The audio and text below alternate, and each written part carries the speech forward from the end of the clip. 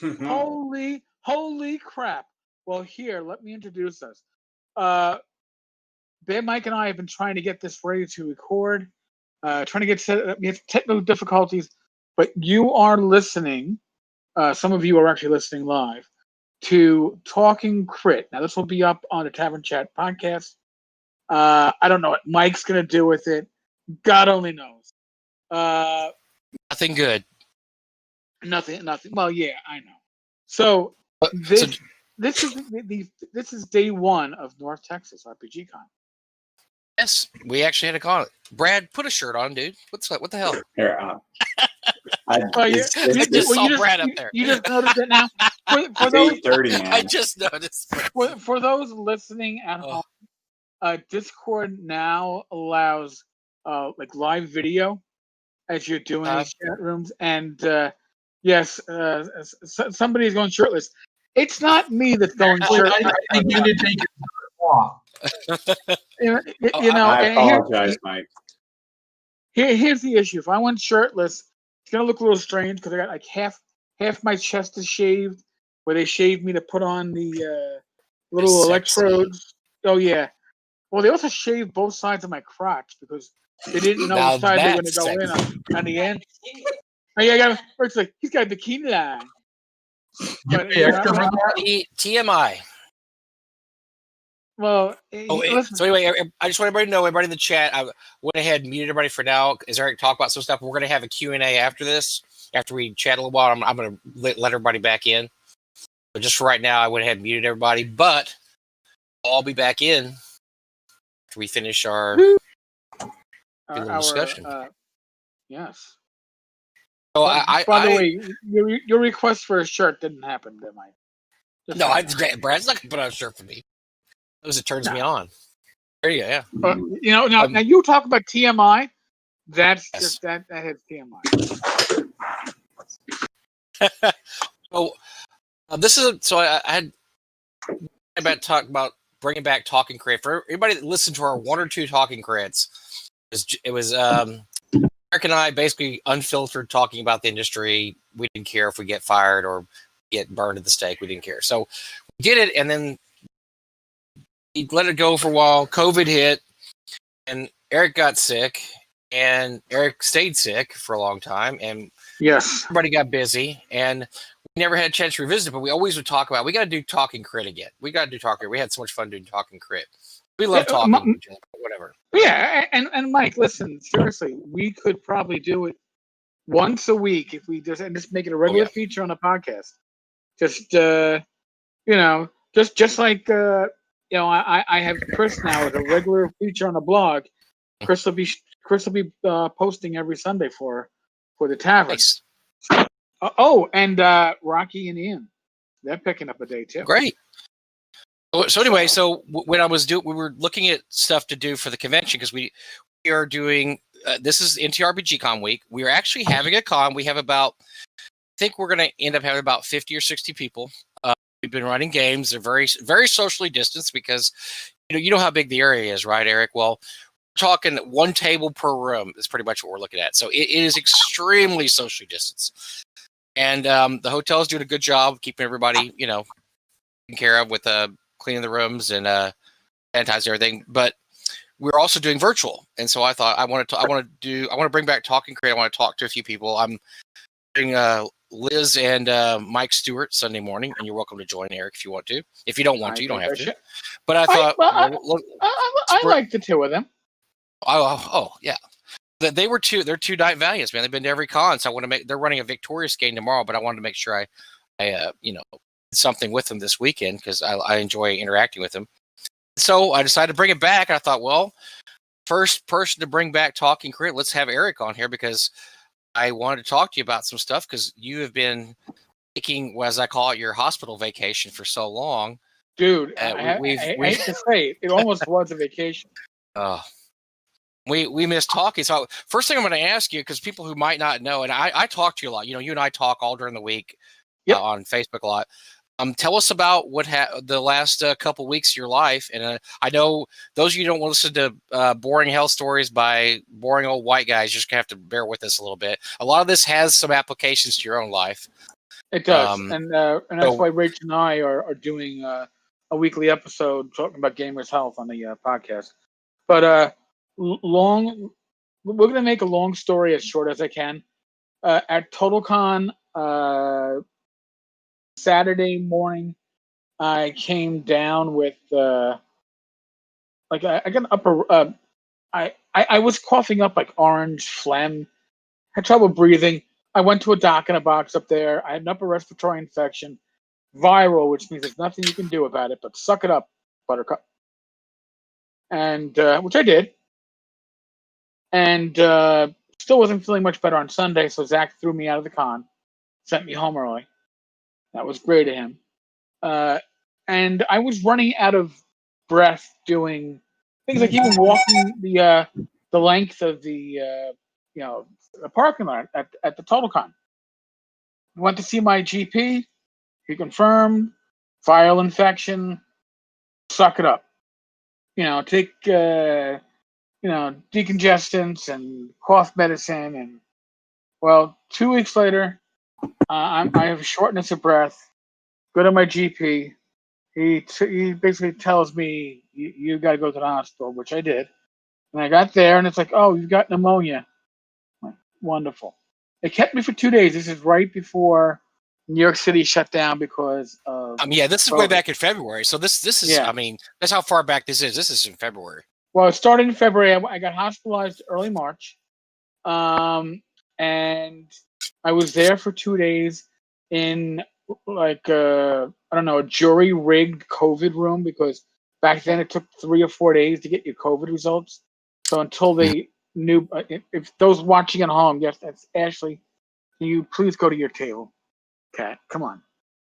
All right. So after 2 days, they released me to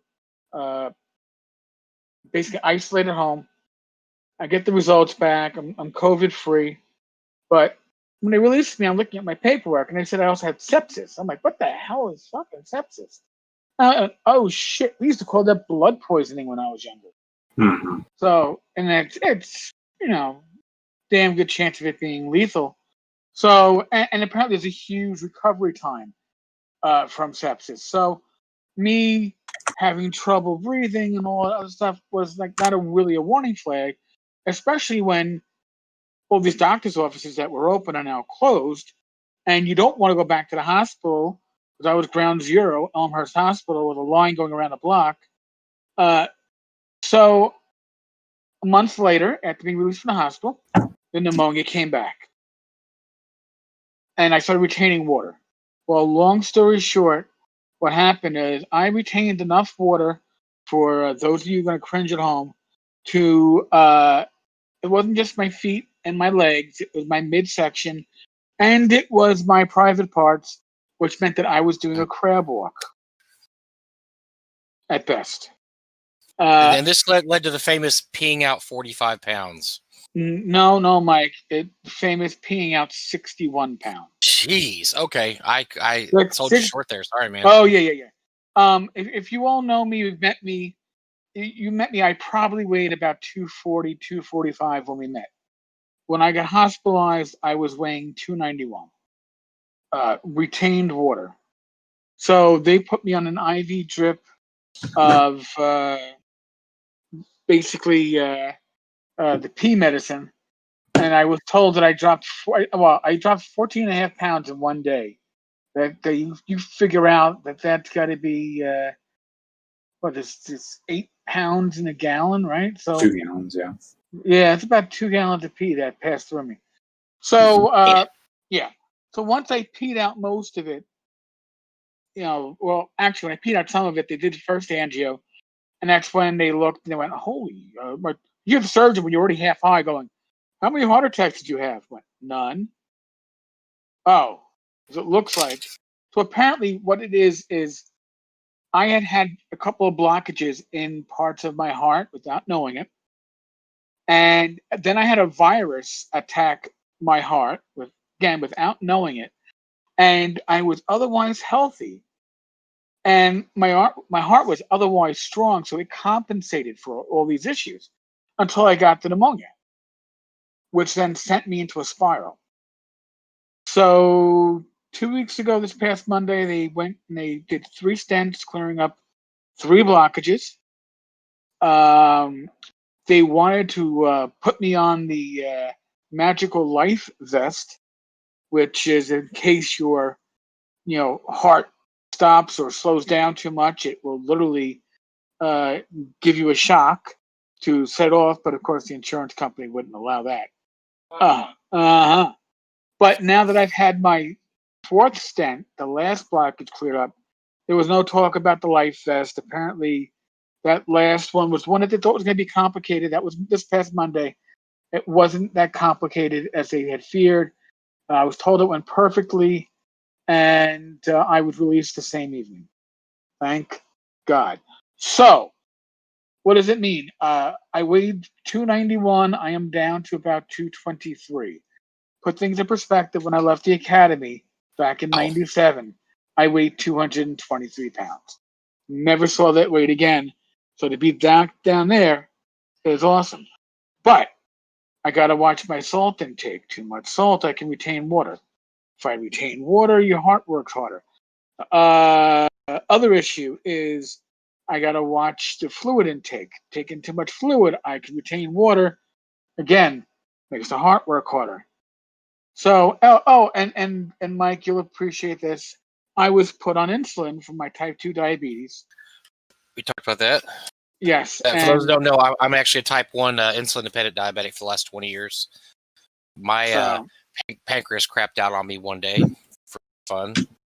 So it happens. Yeah, that was a hell with my my prescription drug insurance to get that sorted out. Holy crap!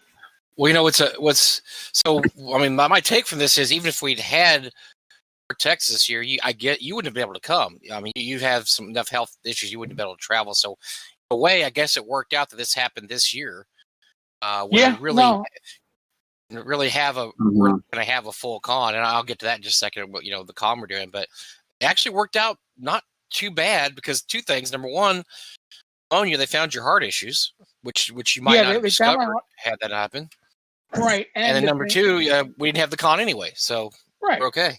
But not only that, I also got sent to one of the top heart hospitals in the country. Definitely probably the top one on the East Coast, St. Francis Heart. So, and my surgeon's like the assistant director of the pulmonary surgery department or something like that. So it's good.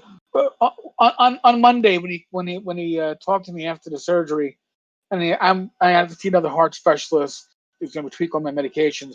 When your surgeon's like, listen, we're probably not going to deal much face to face after this, but please call my office as there are updates. Keep me in the loop with what's happening with you. I was like, I thought surgeons were arrogant and didn't care. So I was very happy for that. So, right place, right time. Oh, and by the way, if I'd gone to that hospital 2 days earlier, it would not have been the same experience, because like every other hospital in this country, it was inundated with COVID. Well, I got there on a Friday. That Thursday, they opened up a COVID-free wing, and that's what I got admitted to. So, yes, I wasn't around COVID people.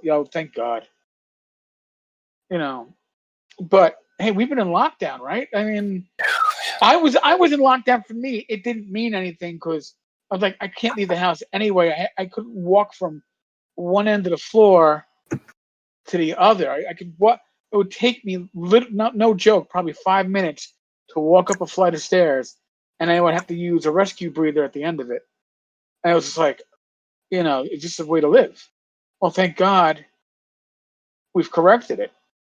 But I am extremely, because for those who don't know, my brother Rob helps the con. He had a heart attack 2 years ago, and it was a lot like yours in that they found out he had a bunch of mini heart attacks before that, were just undetected. He was 98% blocked in one of his arteries, and they put a stent in, and man, he's I mean, that stuff's magic. It really is. So you're going to notice immediate improvement just from having those stents in there, Eric. You really, they're miracles. I mean, they will help you so much. Oh, I mean, God, and it's funny because listen, I came back from the hospital, and Rach had cleared out the kitchen of anything that was unhealthy. So they were All the good stuff was gone, basically. all the good stuff was given away to my sister and my niece. I was just like, what the heck? But no, but she did right, and she's following the low salt, low sugar carb diet with me, and that helps because it means I can prepare food for the two of us, and I am preparing food. And listen, Go ahead. Go ahead. No, you go because I want to say this is going to segue into your health thing with Rachel. So I want to. Yeah, about but that you know, next. I'm like making breakfast. I mean, I've got a lot of steel cut oatmeal because steel cut oatmeal is good for your blood sugar because it's slowly digested. So it kind of it doesn't impact your blood sugar levels too much. And I cooked a lot of stuff ahead of time and frozen in little packages. So we're you got to plan ahead. Am I gonna miss getting my McDonald's breakfast? Hell yeah. Do I need 1,000 milligrams of sodium? No. So that's the huge change. So Mike, you were gonna say? Well, I just wanted to say, so I talked to you after this, and you said that you and Rachel are going to do a health Yes. cast now. Tell us about that a little bit. Well, it's going to be about gamers, and health. And here's the thing: we're going to do this probably on Fridays on the Tavern Chat podcast. And listen, we're not medical professionals. We're not necessarily giving advice or telling you what to do. We're going to talk from experiences. What am I doing? What's working for me? Rach, in addition to being a certified yoga instructor, is also knowledgeable about meditation. So there are things that you can do for not just your physical health, but your mental health. You meant to help ground you, because let's be honest. In the time of COVID-19, people are stressed, and gamers in general, not anybody in specific, but in general, gamers don't eat well. We're very big on the snacks and the cheese doodles and the fun dip and Mountain Dew. I've already eaten at the taco truck 3 times, so yes. Yeah. I know exactly what you're talking about. And here's the thing: you can enjoy foods like that, but you probably have to make most of them yourself, so you can cut out things that are less healthy. And we've been doing that. And I've been making healthy pizzas with this pre-cooked thin crust to find that stuff that's low sodium. I use fresh mozzarella, no salt added tomato sauce, fresh vegetables, spices. I've gotten so many different spice combinations since I can't use salt anymore that I find that I don't miss the salt as long as you're adding flavor. And these His dash is a lifesaver. His oh dash my! is I was this using is that awesome. now Awesome. you were joking earlier that my hospital is like a vacation. Listen, I'll be honest with you. I ate better food there than I've eaten at many of the hotels we have Conrad. The food was that when you called to, first off, it's not like they just bring the food to your room and you get what you get. You have a menu, and then you call and they answer room service, and then you place your order, and it's like yeah, okay, I would like a tea with an orange juice. Let me get the oatmeal. I'll take raisins on my oatmeal. Now, this is not a joke, by the way. It's what your breakfast would be. One of the choices. Let me get a mini bagel. And when I say a mini bagel, it's like a lender's bagel in size, but fresh cooked. Let me get a bagel with cream cheese. Let me get the omelet with peppers, onions, tomatoes, and Swiss cheese. Cheese. That was breakfast. Or if like now I was watching carbs, and they, by the way, when you're placing your order they know who you are, so they already have. Oh well, you can't do that because there's too many carbs, so you'd have to give this back. I mean, seriously, it's. But I was like, that's fine. So I ate well. I have no complaints about the food, and the staff was when you remember I spent 2 weeks there, but when nurses come in and you hear in the hallway, is Eric still here? He is, and they poke their head in to check up on you. I mean, see the guy that come paid on. 60 pounds. Yeah, there he is, right there. Yeah, well, really, I had one of the I guess the doctor in charge of the floor was this Japanese woman. I don't remember her name, but she came out one day and she's like, "Do you know how much you pee?" I go, "A lot." She goes, "No. If it was soda bottles, like supermarket soda bottles," and I went, "Supermarket soda bottles? Oh, 2 liters." She goes, "You know, you would have peed like 14 bottles." I went, that's a lot of pee. Jeez. Yeah. That's amazing. Well, that's amazing stuff. I mean, you and I have been talking all this time. I know that you missed a lot of tavern chats. For those of you who love in the tavern chat every Thursday, and I miss talking to you because I was like catching up with you and Ben and all the gang. So I'm glad you're back. I'm glad you're feeling a lot better. And getting healthy at our age is not it's not an easy thing to do. But you know, it's something. I mean, I look at myself and I've gained a crap of weight. After this week, I'm going to have to put down on my foot and all the weight I got from eating the taco truck and drinking booze all weekend because there's already been a lot of that. So no, dude. I mean, listen. I'll be honest with you, and it's strange. I mean, I had bought an exercise bike probably like 2 years ago, and when I first got it, it got good use. And like they always tell you, after it loses its novelty, then you kind of stop with it. Well, when I came home from the hospital, I realized I got to be active. They want you to be active about 30 minutes a day, whether it's taking brisk walks or the exercise bike or swimming or whatever. And I was like, I got the exercise bike. When I worked my way up, because I break it up in like two sets. The first was 2 10-minute sets, and then I worked it up to about 2 17-minute sets. So I want to get to 40 minutes total.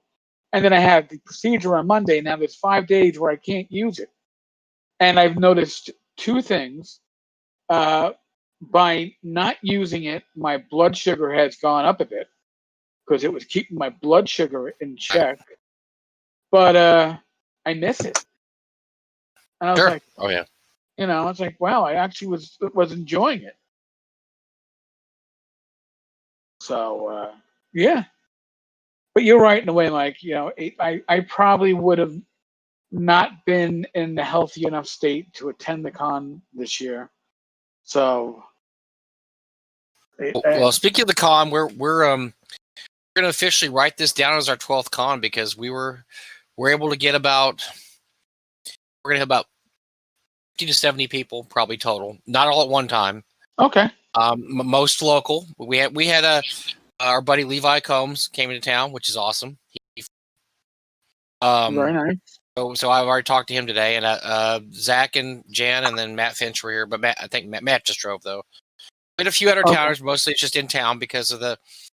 For those who haven't kept track of our saga, we did not know, and literally till about 2 weeks before the con, whether or not we could have the con. And the reason is because the Dallas County and Texas orders were no meetings over 10 people. Give examples of you could have a meeting, and the example they gave was a wedding venue. They said weddings could have more than 10.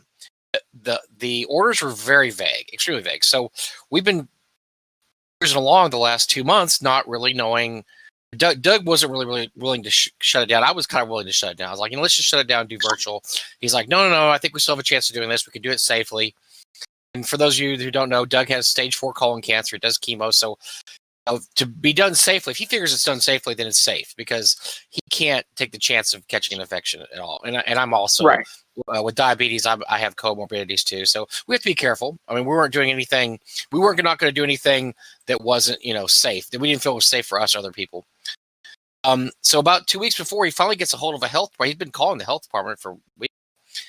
And they said that, well, use of wedding in that description is merely descriptive. They said wedding could be any large meeting. So with that, we were kind of given the go ahead because so we said, can we quote you on that? He said, yeah, because that's wedding is just a descriptive term for a meeting because the way the other health department people had told us is, oh no, when it says wedding, it just means wedding, which is ridiculous, really. If you can get together for a wedding, why can't you get together for a bar mitzvah or whatever, And the guy said, oh no, wedding's a descriptive term. You can get together. Well, of course, by that time, pretty much almost everybody's canceled because, obviously some places you can't really travel from. There was a quarantine for a while for certain states. And just general health. And some people just don't. I mean, look, I'll be honest with you. I wouldn't get on a plane right now. I just wouldn't. I don't feel like doing it. I mean, Zach and Jen flew here, but they're also 10 years younger than us, Eric. I mean, they're not quite within the. If you look at the stats, the danger zone. The danger zone's 50 and older, and then really 60 and older is really bad. So if you're under 50 and in good health, you're probably not too bad. I think I saw a stat that something like 90% of people that have died are 45 or older. So really, if you're under that, or if you're in good health, you don't have the same kind of issues that you and I have, or people our age. So we didn't want. So we immediately told all our special guests we didn't want them to come. Because they're because you've been to our conventions, most of our special guests skew in the older part. I mean, they're most of them they're old TSR guys. We didn't want them coming here. We don't want to be the convention that Dennis Astaire dies at, or catches COVID or whatever. And so if you just if you run games online, we'll be happy with that. And a lot of them are. Tim Cass has been running games. Scott Robinson's who co-authored Jason Burrows with Dennis is running a game, and Dennis is in the game. Dave Cook ran a game today. Zeb ran a game. Alan Hammock's running a game. So they're doing online stuff. But we had probably about 50 people that drove in. Last night I had a game here at the warehouse, and we had 7 people, and we were able to space out pretty good. Okay. And we had a great time. We wore masks. We had masks on. We have the whole place was Lysol down like you would not believe. There's not one germ that could have survived this onslaught. Plus we actually wiped down with bleach. Bleach is great. We did bleach. We sprayed everything. So the hotel's been taking some really good precautions too. But yeah, we had a game up here at the warehouse, and then today I went to the hotel for the first time because I was actually here last night. I live really close. So I just went home, went to bed. Went to the hotel, and let me tell you about social distance. You how big the hotel is. Every room has one table in it. So really? You have the ballroom. The grand ballroom has like 3 tables in it. It seats 500. So we have 3 tables. You can put 6. We're going to do 6 people a table. So it's extremely spaced out. So all the precautions are being taken there, and people are just happy to see other gamers. And it's fun to see people. You really miss it. You and I go to a lot of conventions a year, and we're just spoiled by it. We're used to it now. You really miss it when you don't get to see those people. And one, it was funny because you went to Total Con with your last convention. I actually went to South by Southwest in San Antonio, which you were supposed to go to, Brad. You didn't go. I ended up going with Jason Braun because he had an extra ticket, and I didn't know that was going to be part of my last convention for a year. Or my last big convention, and that was before anything social distancing. I mean, it was packed full. The convention center there was full, and then after that, everything shut down. And I have a feeling we're not going to see big conventions again for a while. And you and I can talk about that too, because for those the Gen Con finally shut it down. Origins. Origins is shut down. ReaperCon. Spiel and Essence shut down. That's actually the world's largest convention. They've shut down. That's in Germany. ReaperCon shut down. Gamehole Con shut down. Obviously, stuff like GaryCon shut down. But there's not actually any major conventions of any amount of people going on this year anywhere.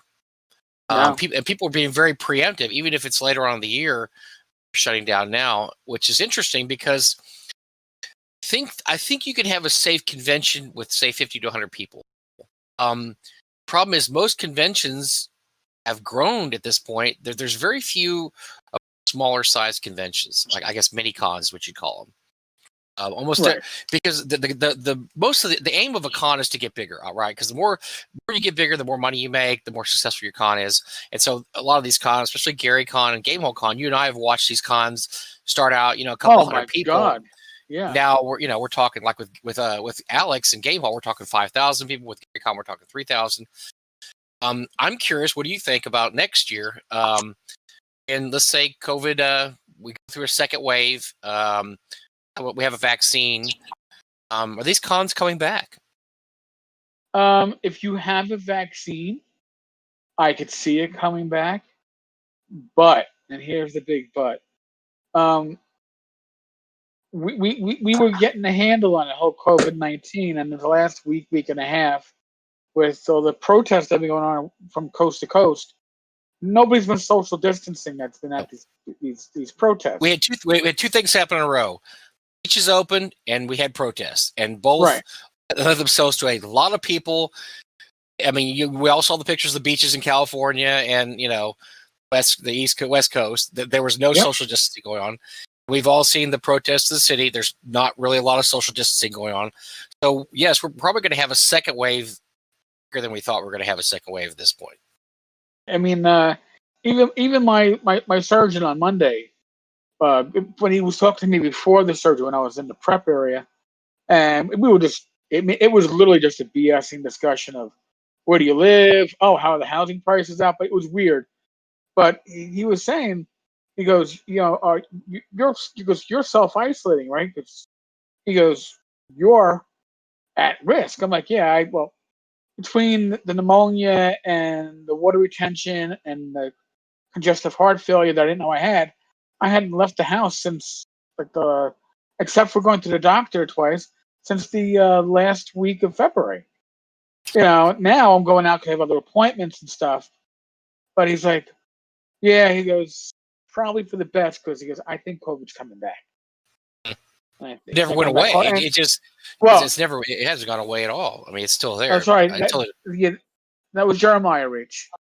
And actually, some of the nurses I spoke with, too, in the hospital, they all felt that with recent events, basically throwing social distancing out the window, that there are definitely going to be people, because remember, you're wearing a mask not to protect yourself. You're wearing that to protect others from what you might have. From you, yeah, because you don't know if you could be asymptomatic and not know you have it. Yeah, exactly. Right, and I can almost guarantee you that if you are asymptomatic and you're out there protesting, you probably don't give a fuck about other people right now. So you're not masking up. I watched enough of these, different news channels over the last week to see people out there without their masks, because, hey, doesn't look cool to wear a mask. Listen, and on top of that, just to put this in perspective, it was hard enough wearing a mask when it was 60 degrees outside. We're hitting the 80s this week in New York. Rach and I went to the bank. We did the drive-through at the bank because I had to pay rent and I had to pay some other expenses. And I was like, I'm not driving. I'm not wearing a mask. I got the AC going. I'm not putting this mask on unless I have to. It's hard to breathe. Once we start getting to the 90s and humid, nobody's wearing a fucking. Sure. It ain't happening. And it's already that bad in Texas. It's already that hot. It was that hot this weekend. Yeah, it's already miserable hot. So what's interesting? Well, you're talking about that. It's interesting because we're kind of the tale of two cities here, you and I, because it's in New York City and I'm in Texas. I'm right between Dallas and Fort Worth. We've had two totally different stories here, because whereas the state of Texas has had under 2,000 deaths, we're talking 28 million people under 2,000, which makes it pretty much statistically insignificant. You have had exactly the opposite. New York is the worst state in the union for deaths. You've had over 25,000, right? I probably close to 30. I think if we were our own country, we'd still be in the top 5. Which is just, I mean, of course, and you could discuss the reasons. A lot of it probably has to do with population density and mass transit, et cetera, but it's very interesting because, what you've seen is totally different than what I've seen in terms of, I mean, obviously Texas, people social distance. I mean, and people wear masks, and we have movie theaters closed. There's an element of we just hasn't hit us that bad, which it hasn't. So it's interesting to see in the future we're going to have kind of the one size fits all type of thing, because there's a lot of people here that don't think we should have shut down as bad in Texas as we did in New York City, as y'all had to do in New York City. And there are people in New York City that feel the same way, that we shouldn't have shut down as we did. The issue is, and I mentioned this on the podcast, and I think I mentioned it in chat one time. There was about a 2-week period. I'm sitting in what was technically called now Rachel's yoga room, but it was also where for my 2 months of home confinement, it's where I slept, because this is a recliner. I was able to sleep in a bit of a recline, but still have my body on an angle. I would hear through the closed window ambulance sirens constantly for about 2 weeks. Constant. And 20 years as a cop, I can tell ambulances, patrol cars, fire trucks. I could tell all the different sounds, and it was ambulances all going to Elmhurst Hospital, which is a little bit over a mile from where I live. And Elmhurst Hospital was ground zero for New York City when it came to COVID. When I was admitted with pneumonia, they hadn't had a positive COVID case yet. And I wasn't yet a positive COVID case.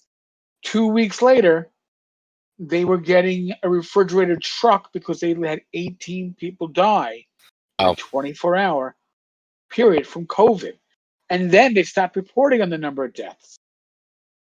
So that's huge. Well, yeah, I was thinking that. I think I've told you this before. That also sucks for you, because you won't be able to tell your kids you even had COVID. You were this sick and you didn't get to have COVID.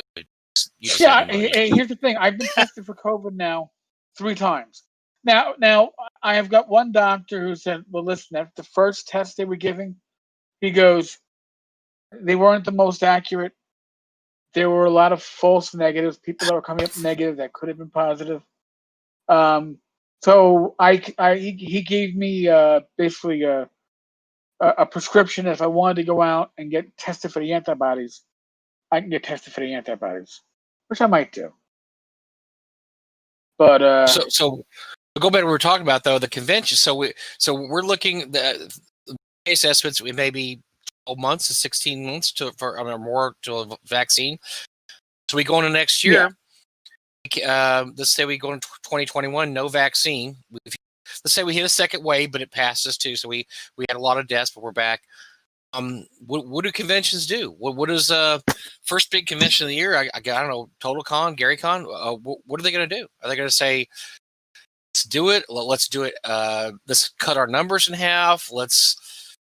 I'll be honest with you. I don't know if there's a roadmap for this. This is like uncharted territory about who's going to be the first one. It is uncharted territory, because listen, even when restaurants come back, it's going to have to be with social distancing.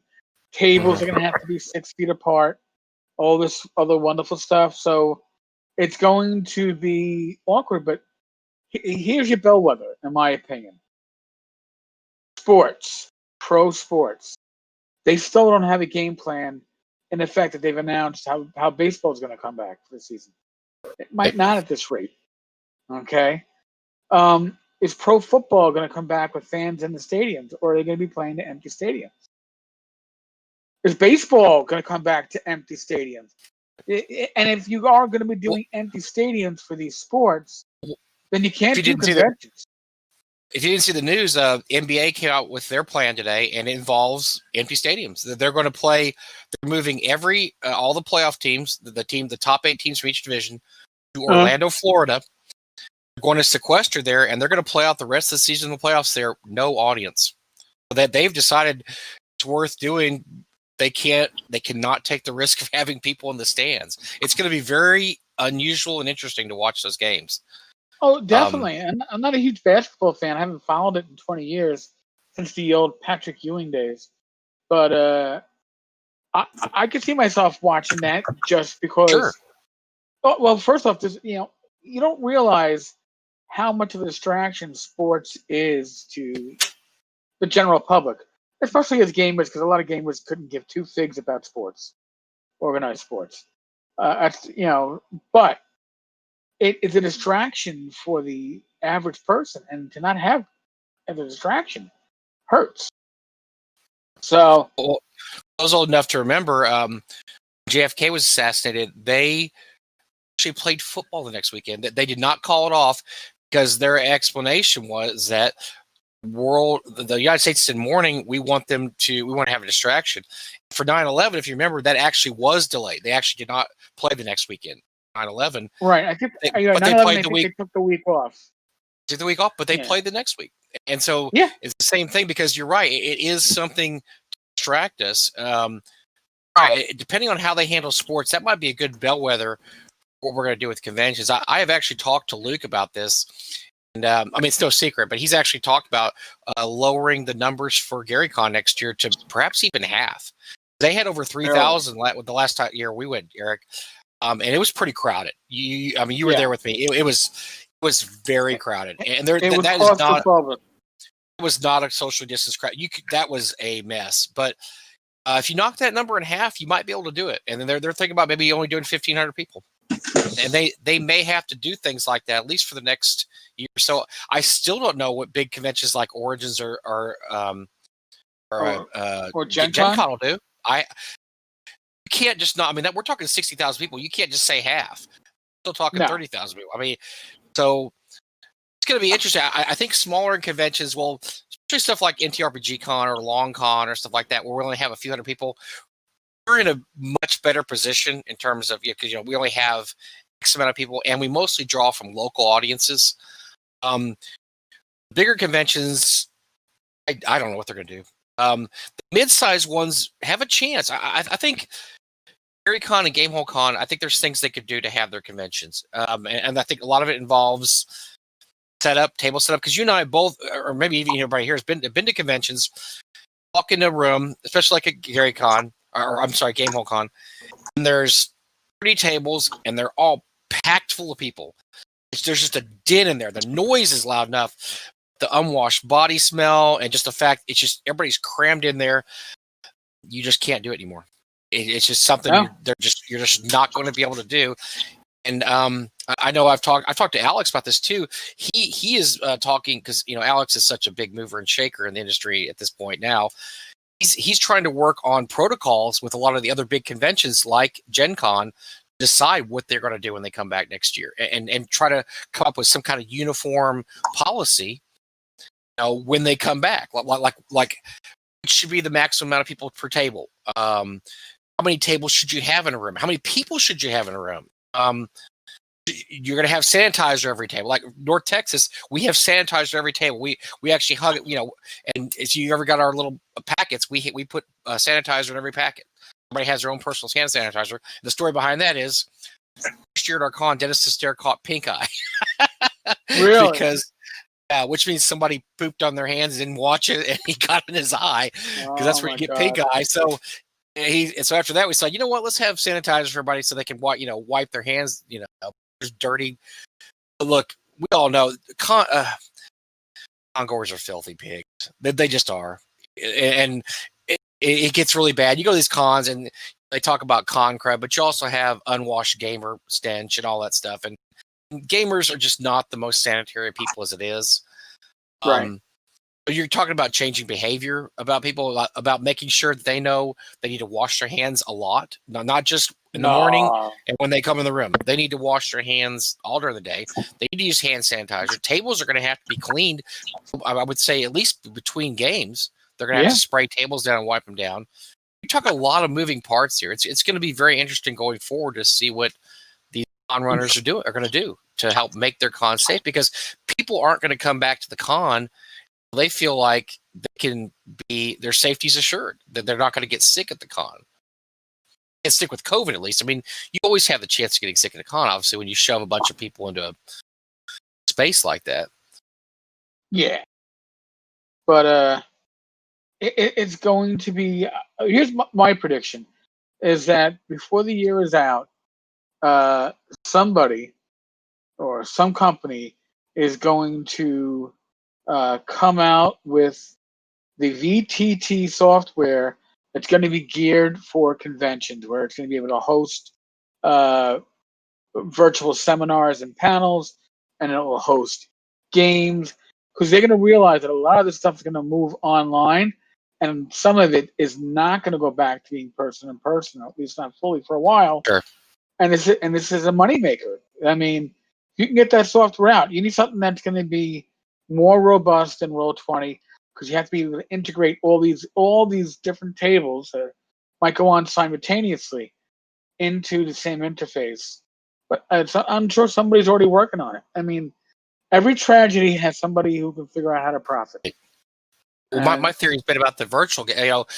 In contrast, virtual gaming has taken off, and we've had virtual GaryCon. We've had, Alex even finally broke down and said there's going to be a virtual game hall this year, and we'd already talked about that. He said he didn't want to do it because it's tough to do. I mean, we're having a virtual North Texas, but it's got a lot of issues because Doug and I weren't really ready for it. It wasn't set up, properly, and people are making do. But things are moving virtual. But my theory has been that by the end of the year, people are going to be tired of virtual cons. I don't know if that's true or not. That's just my theory.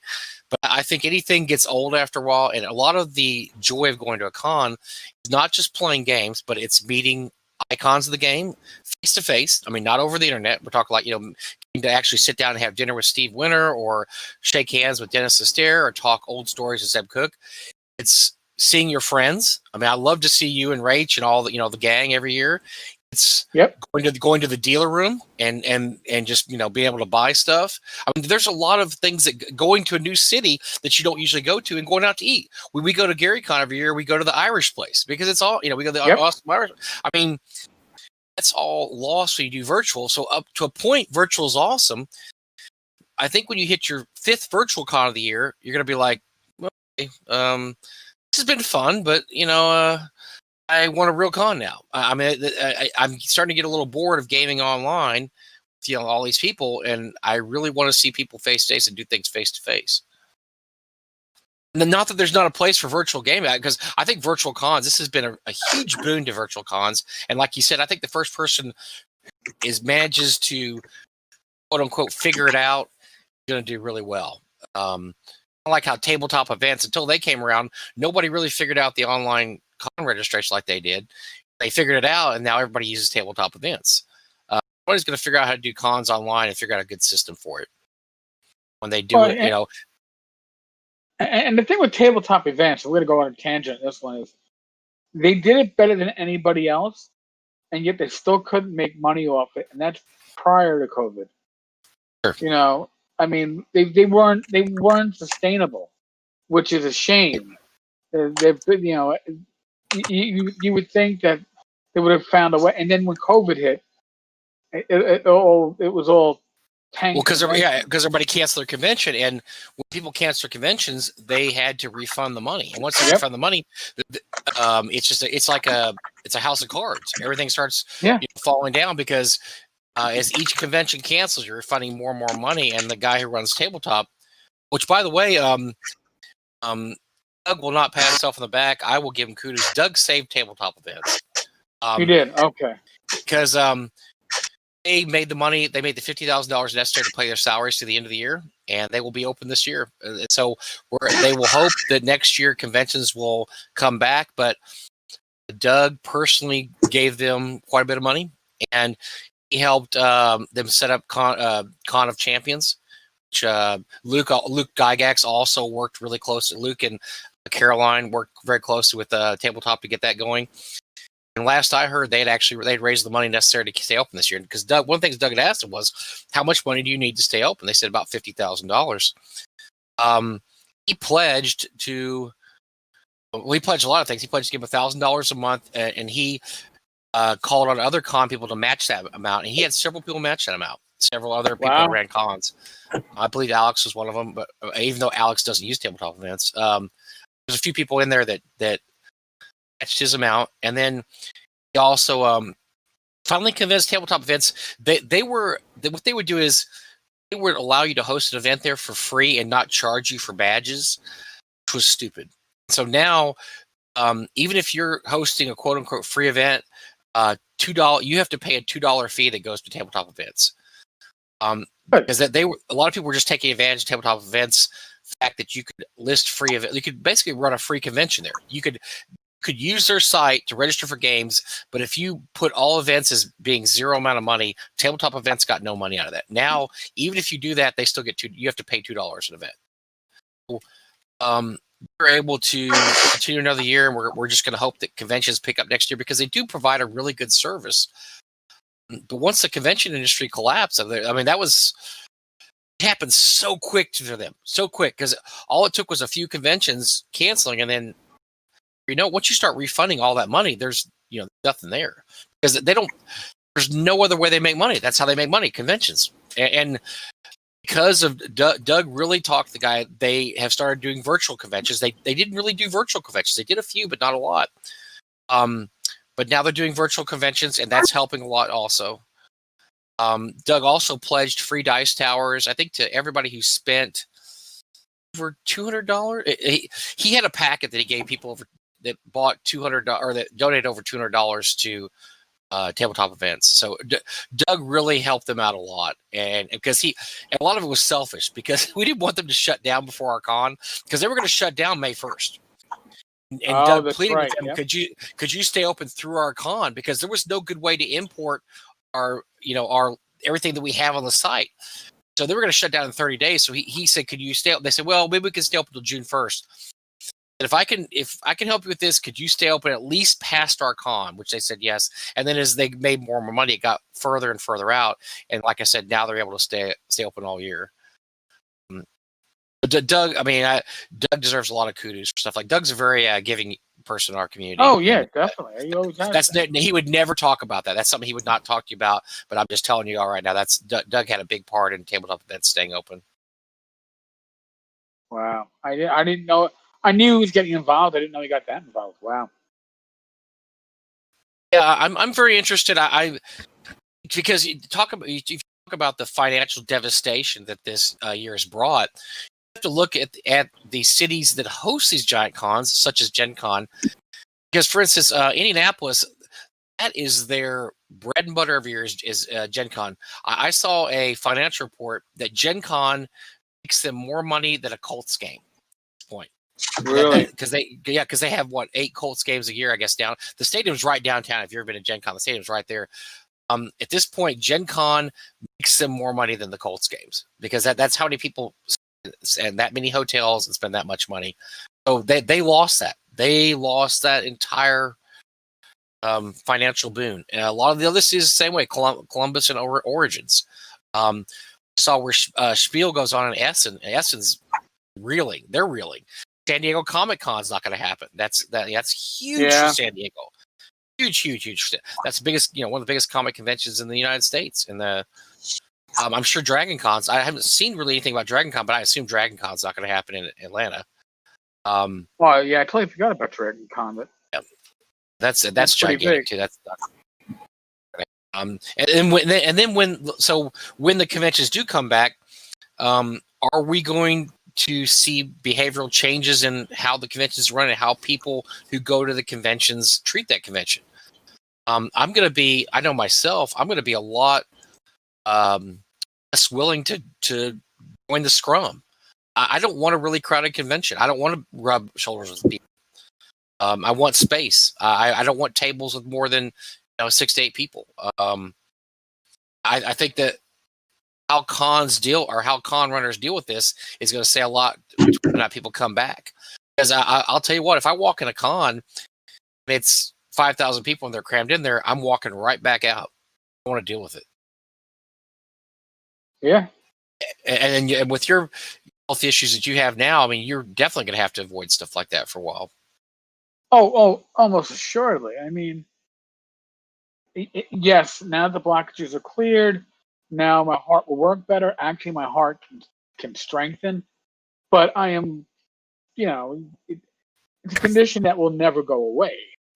So you always have to kind of baby it. Now, my heart failure specialist, God bless him, told Rach on the phone that, Eric's young, he's 52. So my aim is to give him, another 48 years, if that's okay with you. I don't. 100 is a great goal. I'm not worried about hitting 100. Say the truth, but I'm also not going to take risks that aren't necessary. And now, at this point, at least until there's a vaccine, going into a convention with 5,000 people might be a risk that's unnecessary. For Yeah. you and I and a lot of our older guests. I mean, you really want to see Dennis Steer's 80 years old. You want to see him rolling into a convention with 5,000 people. I don't. I love the guy. I don't want to see him get sick. No, that's no, the same I don't with a lot want of to these see that guys. either. Yeah, I mean, and people forget, especially when it comes to old school gaming conventions, the majority of your special guests are old. That's part of the Sure. old and old school. These are the founders of the hobby. They've been around for a while. These guys, I tell you what's funny is they love gaming so much. We had to tell Steve Perrin he had to stay home. Now, since then, he's had some issues. I think his wife got sick and he couldn't come, but he would have been able to come anyway. But he was adamant he was going to come. Arlene, we had to beg her not to come. She was going to come. They love going to cons. They love seeing their fans and meet with people. I mean, they love the stuff. So it's tough to tell them no, you can't, because a lot of them know they only have X amount of time left, and or this many conventions left. They love to go to cons. They love the people. They've got to be made safe against their will because they will go to a con. Right. I mean, Jim Ward was getting so much flack online because he announced online he was going to go to Gary Con no matter what, even if it, whatever. People were pleading with him, Jim, you can't go to Gary Con. This is before Gary Con got called off. You have to make it safe for these guys because they want to go so bad. They're going to go even if it's dangerous to them. So you have to make it safe for them.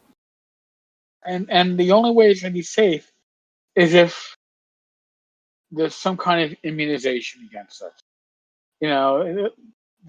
If there isn't a way to get your COVID-19 shot before going, really, do you want to put yourself at that risk? We might be looking at this maybe look at this again in 2021 then. Because there's no assurance we're going to have a vaccine next year. We may be doing the same convention watch next year. Who's going to cancel first? This year was Gen Con. Everybody was sitting there waiting for Gen Con to cancel. Now, is Gen Con going to cancel? They finally did. Then floodgates kind of broke up. I mean, we may be going through the same mess next year. Is Gen Con going to cancel? Is this bigger convention is going to go on? I'm really interested. I mean, I really hope things clear, but I'm also kind of intrigued at what's going to happen and how this is going to affect the hobby in terms of, large groups of people getting together and gaming. Well, talking about the hobby, remember, a lot of gaming happens at game stores. And these game stores are all shut. Sure. I mean, look at the comic book industry, right? They stopped DC, I think Marvel too, stopped publishing actual physical comic books. Because nobody was going to comic stores buying anything. There's no point in that they both ceased production for months because there was no point in coming out with new issues when nobody's actually in the store buying anything. Sure, yeah. So think about that. Well, let's get away from this doom and gloom for a little bit, and I want to ask you some questions about some gaming stuff that's happened. And because you have been on your hospital vacation, as I will continue to call it, you didn't get a chance to talk about it in Tenkar's Tavern. So, what is the news on the quote-unquote new will or second will that's not really a new or second will, according to According to Luke, isn't this? It's not a new will. It was always a will. Okay. I've known about this other will for, I don't know, 2, maybe 3 years. I have a confidential source who could verify that such a thing existed. And I personally think that there were a couple of things that went into motion. This is just me spitballing. This is not inside information. Well, go ahead, spell. This is talking crit, spitball. I want you to spitball. Right. I'm going to spitball here. What it is I think Luke filed this in court, I believe the Friday that would have been GaryCon. So, timing is everything. And also, before it got filed, Gail was mouthing off and calling like Luke names and our favorite Transformer producer names.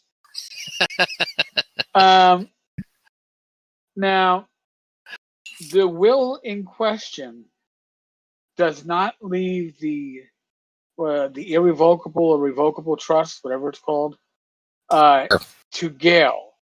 And then, if Gail should decease, leaves it to her sister. Instead, the will leaves it to Gary's children, from eldest to youngest, from both marriages, includes Alex. Now, I've heard rumors that Alex is on the outs with his mother. So if you want to get unified siblings, and now the youngest is no longer the pie in their mother's eye, because I personally, this is going to be opinion now. I think Gail has issues that one would associate with getting older. And I don't know if she's thinking clearly. Hi, Ashley. I know you love Daddy being in his chair. you giving the proper ass to everybody that's looking. Of course, yeah. Cat ass. Cat Lovely. ass, yeah. Yeah, Ashley. Come on. But so now I've heard issues like, well, how the will obviously goes back to before Gary passing. Now, for the will to be considered to supersede the will that Gail has operated on, it would have to be written or signed by Gary after that will.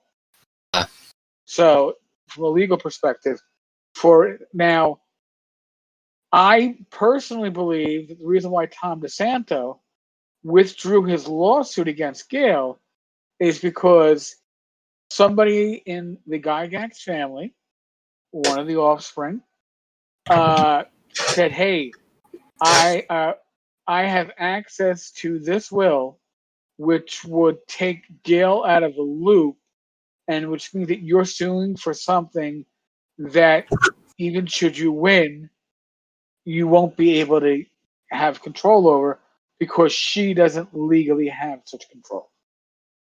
Took a while to play out. I think that, and again, spitballing, but I think that Gail suspects that Tom DeSanto is bankrolling Luke and the other children in this action, that he's paying for whatever lawyers the Gygax children are using. I would not be surprised if that was the case, because DeSanto wants access to the IP. He wants to develop it. And this is an interesting theory because this would explain why Tom DeSantos was going to sue Gail for breach of contract, right? It was a breach of contract. It was issues last year, and he suddenly just dropped it, whole thing. And for what it looked like from the outside, it looked like a slam dunk. It looked like he was going to absolutely hammer Gail, and he just dropped it. At the time, of course, Gail took a victory lap and said, "Oh, this is because he was scared of me, this and that." But a lot of other people were sitting there going, "Huh, it's really interesting. I wonder why he just dropped this." And if you look at the current line of speculation, maybe he thought that dealing with Luke and the family was going to be a lot easier to deal with Gail, and thus he dropped it, knowing that he wasn't able to deal with Gail. Gail was not part of. Again, I'm going to deal with rumors now. Can't confirm the sources on this one. I trust my sources. Nor did I. Yes, we are speculating totally. Speculation. We're speculating, but it was my understanding that DeSanto wanted Luke to be the face of whatever projects they were pitching in Hollywood. Two reasons for that, in my opinion. One, he's already on the West Coast, so he's out there. Two, Luke makes a good presentation. He's a dream come true. I mean, he's a military dude, good looking guy. I mean, family games, all daughters. I mean, just he knows all the stars now. He's buddy, but I mean, he is absolutely the perfect base man for this kind of thing, and plus he's So if you're Gary's gonna- son. I mean, he's Gary's son, and Right. it's all works out perfectly for that. Yeah. So if you're gonna pitch to Amazon, Netflix, Disney Plus, you want Luke on board to be that face. And what I have heard is that Gail basically said, I don't want Luke or any of the children profiting off of the trust. That's mine. They can go pound sand. And apparently that is the problem that Tom DeSanto had with Gail, is that every time he wanted to make a pitch on the IP, Gail threw a monkey wrench in it by not allowing any of the children, except maybe Alex. She threw a monkey wrench in something? I'm shocked. Yes, I know. That's crazy, huh? Never So, would by have. the way, how's that monument going? Oh wait, never mind. Oh Jesus, yeah. Yes, Varsek, now, yes, definitely, yeah. Now remember, there is no more website, and the Facebook page hasn't been updated in like over a year. But yeah, she's still working on it. Yeah. Varsek just held up, for those listening to this, he just held up a copy of Castles a Gig. Yes, that's exactly. Yeah, unfortunately, the last thing that Gary published, including and then Legendary Adventures, is that was all taken away from Troll Lord. Now, and I'm going to make an observation. If Gary wanted this stuff pulled from the market upon his death, he wouldn't have been actively working on Castle Zagig up to his death. Why would you pull it? You pull it, allegedly, or again, I'm going to make an assumption. You pull it because you felt you could make more money off it, meaning Gail, and therefore you're going to sell it to somebody else, and it never happened. And as a matter of fact, nothing. I mean, we're not even speculating here. This is the truth. Nothing has been done to any Gary IP since he passed away. Absolutely zero has been done, and that's actually made the property less valuable. It's much less valuable now because there's Gygax Games, man. Gygax Games is supposed to be. Boy. They made that deal with Fig and all that stuff before they even have a website for Gygax Games. You've gotten to the sad part now. There are kids that maybe have only gotten the hobby, let's say 10 years ago. They do not know who Gary Gygax is. They just don't know. They don't know who he is because there's nothing there. There's nothing by him in print anymore that isn't printed by Wizards of the Coast. And they just have no clue. I've heard, and I'm not just speculating. I've heard this at conventions. Who's Gary Gygax? Or what did Gary Gygax do? And, these are kids that maybe they've only been playing like 5, 6, maybe even 10 years. But, Gary's been passed away in, their gaming lifetime and just don't know who it is. And a lot of this is because of what Gail's done with the IP, which is basically buried. It is sad. It's depressing. And to be honest with you, for the longest time, I would only, in my quote investigations, my inquiring, I would avoid the trust because I always figured that was a family issue, and it was never really, the family wasn't fighting it. So why was I going to bring it up? I would deal with the fund. The fund is public monies that were donated, and asking. She was still always begging for more monies. Therefore, it was a valid thing for me to look into. But now that the trust has become, and by the way, I don't know if you noticed this, but there were a couple people online. It's like, oh, why are you even discussing this lawsuit or discussing this legal action? I saw that. Yeah. Yeah. It's a private family matter. How dare you, sir? How dare you? And then Luke pops in and gives clarification as to. So that kind of yeah. Listen, it was funny watching Luke jump in and basically boot those people to the curb. It was pretty funny. Because not for nothing, if you are Luke, if you are the children, you want public support for this. Because that's your audience. Sure. That's the people that are going to go, hoo-hoo, thank you, Castle Zagig, back in print through Troll Lord Games. Awesome. What's Jeff Talanian doing nowadays?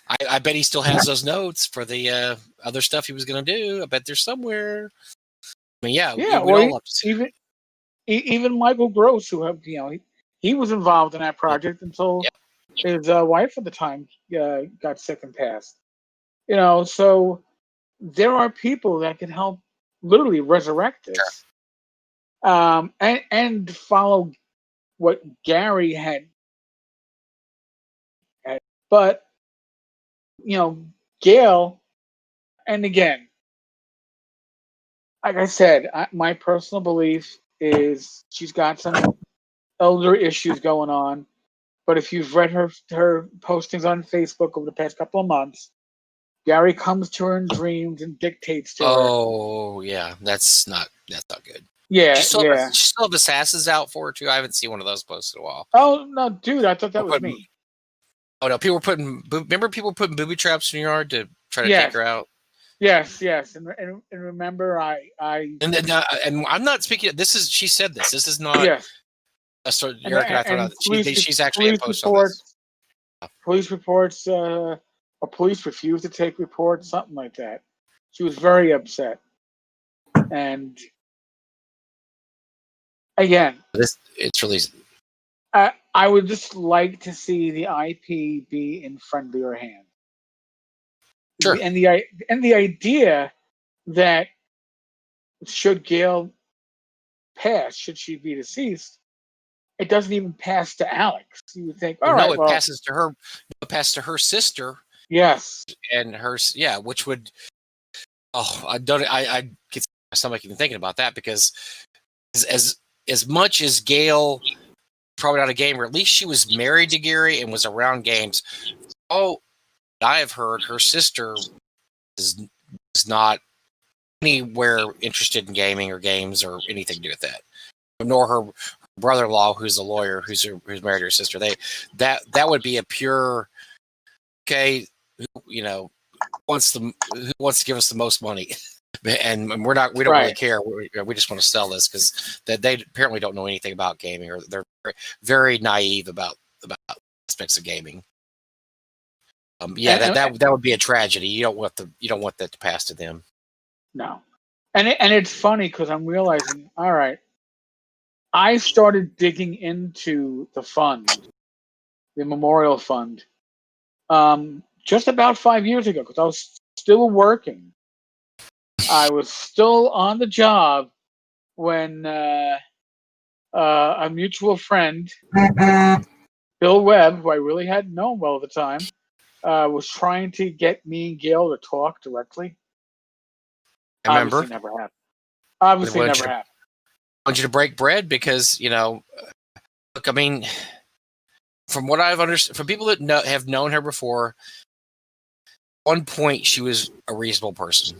And whatever the reason, I'm not even going to speculate. It's not good now. And it's just, and what's going on with her is, whatever's going on, it's just not good for the IP. It's not good for the hobby. It's not good for anything. And honestly, at this point, a lot of gamers, if they think the IP can land back in the hands of somebody that was named Gygax and that one of Gary's children, they are very excited about that possibility. I mean, I am. I would love to see Luke and the kids get the IP back. Whatever they would do with it, can't be worse than what it is now, which is they say, like, the opposite of love isn't hate, it's disinterest, or that's exactly what's going on with this. It's not that somebody's actively trying to destroy the IP. It's that there's no interest in it at all, even enough to destroy the IP. There's nothing going on with it. It's absolutely just drifting into irrelevance at this point. It is rotting on the vine, and there's nothing sadder than that. And the truth is, and again, I'm going to just spitball this, but I found it very interesting that Luke filed the other will, we'll call it for now. He filed the other will on what would have been the second day of GaryCon 2020. Because, think about it, GaryCon is, unlike North Texas, which if you guys break even, I give you guys a round of applause. Usually it's a money losing endeavor, and we love you for it. It was never meant to make money, but it wasn't meant to also ever lose a lot of money, which we've actually been able. It's kept us going because we maybe lose a little bit, but it's not too bad. Right. But Gary yeah. Con is a moneymaker. I was told Sure. that. Oh yeah, big money maker. Yeah, By Ernie. And this year, and I think Gail is very perturbed that I guess she doesn't get a share of those monies, but the kids get a share of those monies. They didn't get. There was no share this year, right? Because there was no con. There was probably there might even have been a loss. So that's another impetus to file the will. It's going to be very interesting to see how that plays out. I haven't checked the website recently, and this is all because I have, admittedly, great people that follow the tavern and will reach out to me and give me this information. Ooh, you got your little spies. I know you do. I know you do because I'll find out. This has happened before where I find out something. I'm so proud of myself, and I am you, and you're like, yeah, I knew that. I'm like, what the hell do you know? Because you've got your sources, dude. Great. And and my sources a lot. You know what? A lot of times I just know them by their screen names, or I know them by the nom de plume because they want it that way. Then there are others that I know exactly who they are and what their connections are, and I respect that because you don't want to. As we put it in police parlance, you don't want to blow up the spot. Burn your sources. Yeah, no, definitely. Yeah. So. Yeah. But so what else? What else we had in the last couple weeks that you didn't get to talk to in the tavern? You'd be interested in talking about any other big news stories that came down the pike? I mean, I know there's some stuff about Mike Merles that honestly I'm not really that interested enough to talk about. Well, no, but now I'm hearing. Apparently, he's back on the team. He's back. Look, let's get this straight. I like Mike Merles. I'm sorry. I know he's persona non grata a lot with some of the gamer crowd, but I don't mind the dude. Also, I've heard this and that, and honestly, just want to say I just roll my eyes and move on. He supposedly has done some stuff. I will tell you right now, I have searched and searched and searched and not found the smoking gun. This guy is a miserable human being. I've heard he's a miserable human being. I see very little evidence he's a miserable human being. I just don't see the stuff. So, I don't know. It just sounds like typical gamer slap fight shit. The worst I've actually heard that can be kind of confirmed is that he didn't condemn Zach Smith hard enough. That's the worst.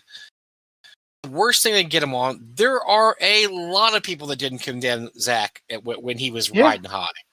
There is a lot, and not only that, there's a lot that are on his side of the fence, if you know what I mean, that didn't condemn Zach at the time. So that's the worst sin they can pin him on. I'm sorry, you're gonna have to throw a lot of people in that bucket.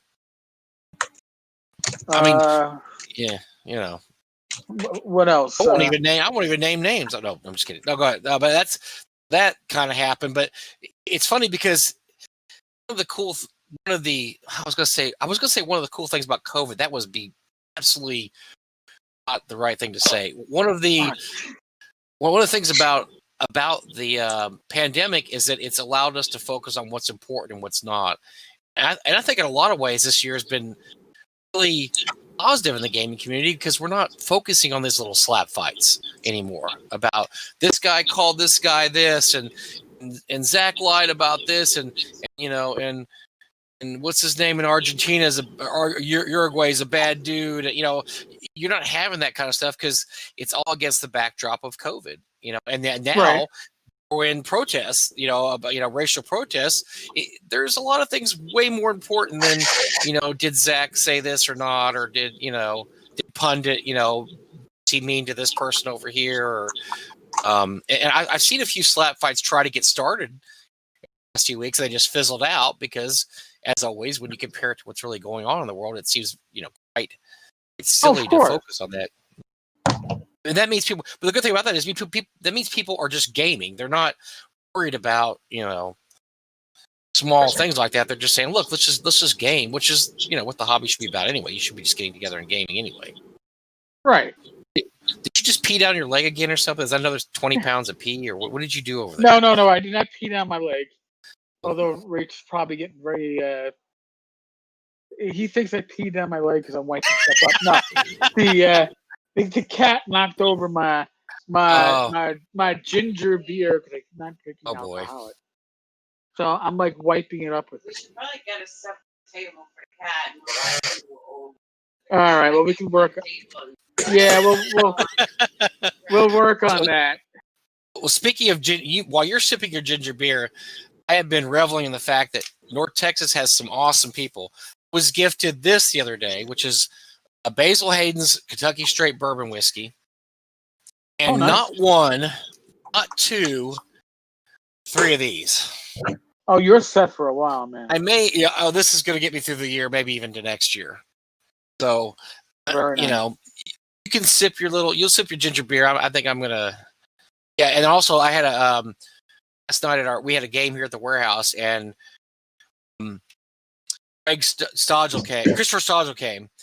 Just little bottles of booze, and none of us fell for it. We didn't fall. He goes, "Hey, let's do one of our tastings," and I'm like, "Oh, not without Eric here." But he reminded me of one of the best lines last year. So, those of you who didn't listen to the North Texas recordings last year, we did a tasting of little bottles of booze that I think Christopher gave those to you, right? He gave us like this whole this potpourri of weird, crazy off and booze in these little bottles. So Friday night last year at the con, we were opening them.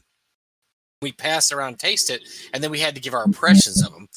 He said, and I'd forgotten this. He said, my favorite was one that you said tasted like Fruit Loops with a hint of antifreeze. Oh yeah, that was was that the 5 olives? Yes. Fruit Loops with a hint of antifreeze. Yeah, he had a whole sack of those he brought to the game. And to our credit, nobody bit on one of them. Wow. Just like, nope, not trying them. Not going to do that again. I'm going to miss that though. That was going to be a regular feature of North Texas. I really miss that because we had so much fun last year doing that. Busted open the bottles of, I can't remember the names for that stuff, but it was so off-brand. It's not even funny.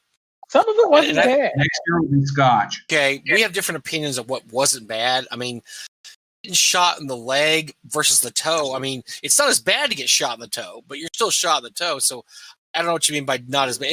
I thought that stuff was pretty awful. Most of it was pretty awful. But I may be a booze snob though. Maybe I'm just a booze snob. I don't know. I thought it was great. It was great just pulling people into the table. That was great too. Yeah.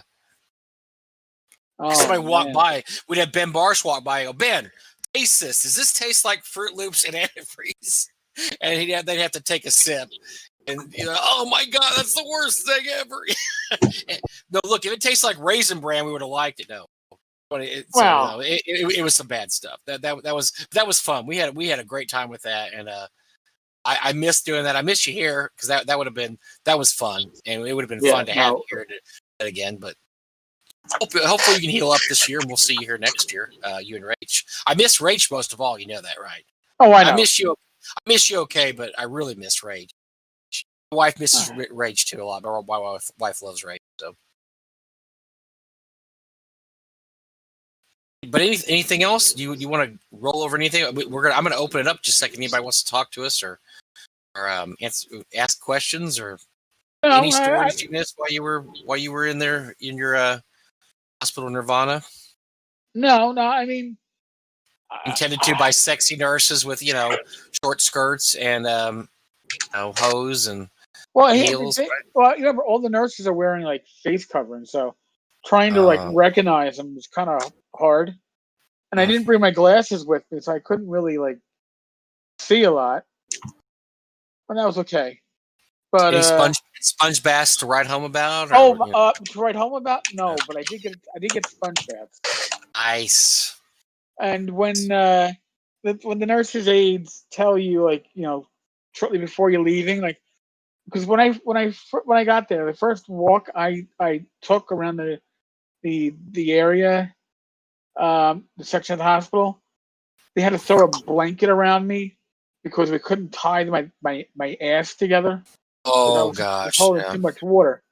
And then my last couple of walks, they were able to tie it in a freaking bow, and it was like, and they're just like, oh, this is so much better for you.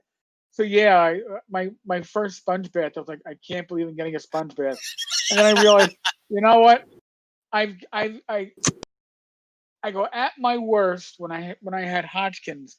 I weighed in at like 263 pounds, and they put me on a scale. I go, I'm weighing 291.2 pounds. Let them sponge bath me because I can't reach places right now. But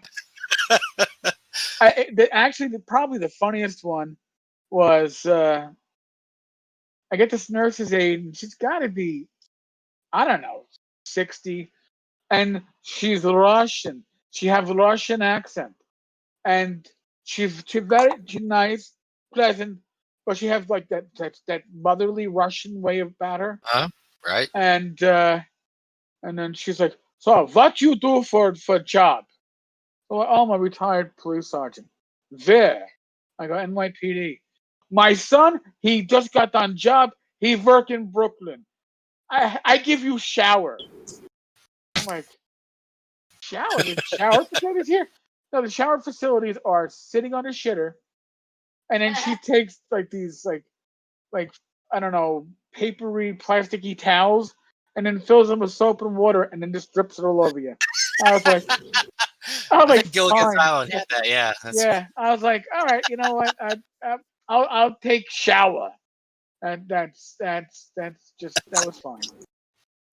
But yeah, actually, the best part was when I got to the point where I didn't need any assistance. I was like, oh, do you need help or anything? I go, no, I'll just need help getting dressed. And by the way, when you're in a hospital for 2 weeks, you lose all inhibitions. You don't give a shit if your ass is hanging out. You don't care.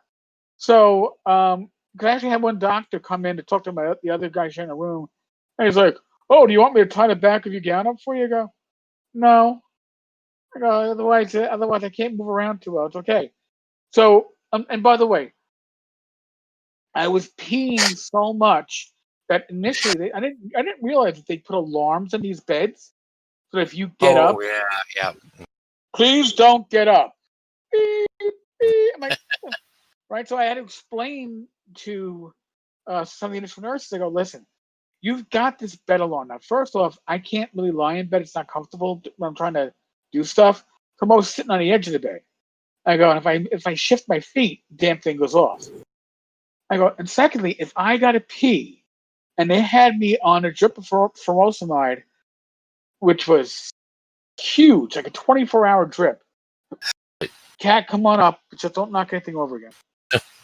I was literally peeing like every 45 minutes, and I would pee out like a liter. And I told him, I go, you need to turn this bed off, or else I'm gonna have you over here throughout the night.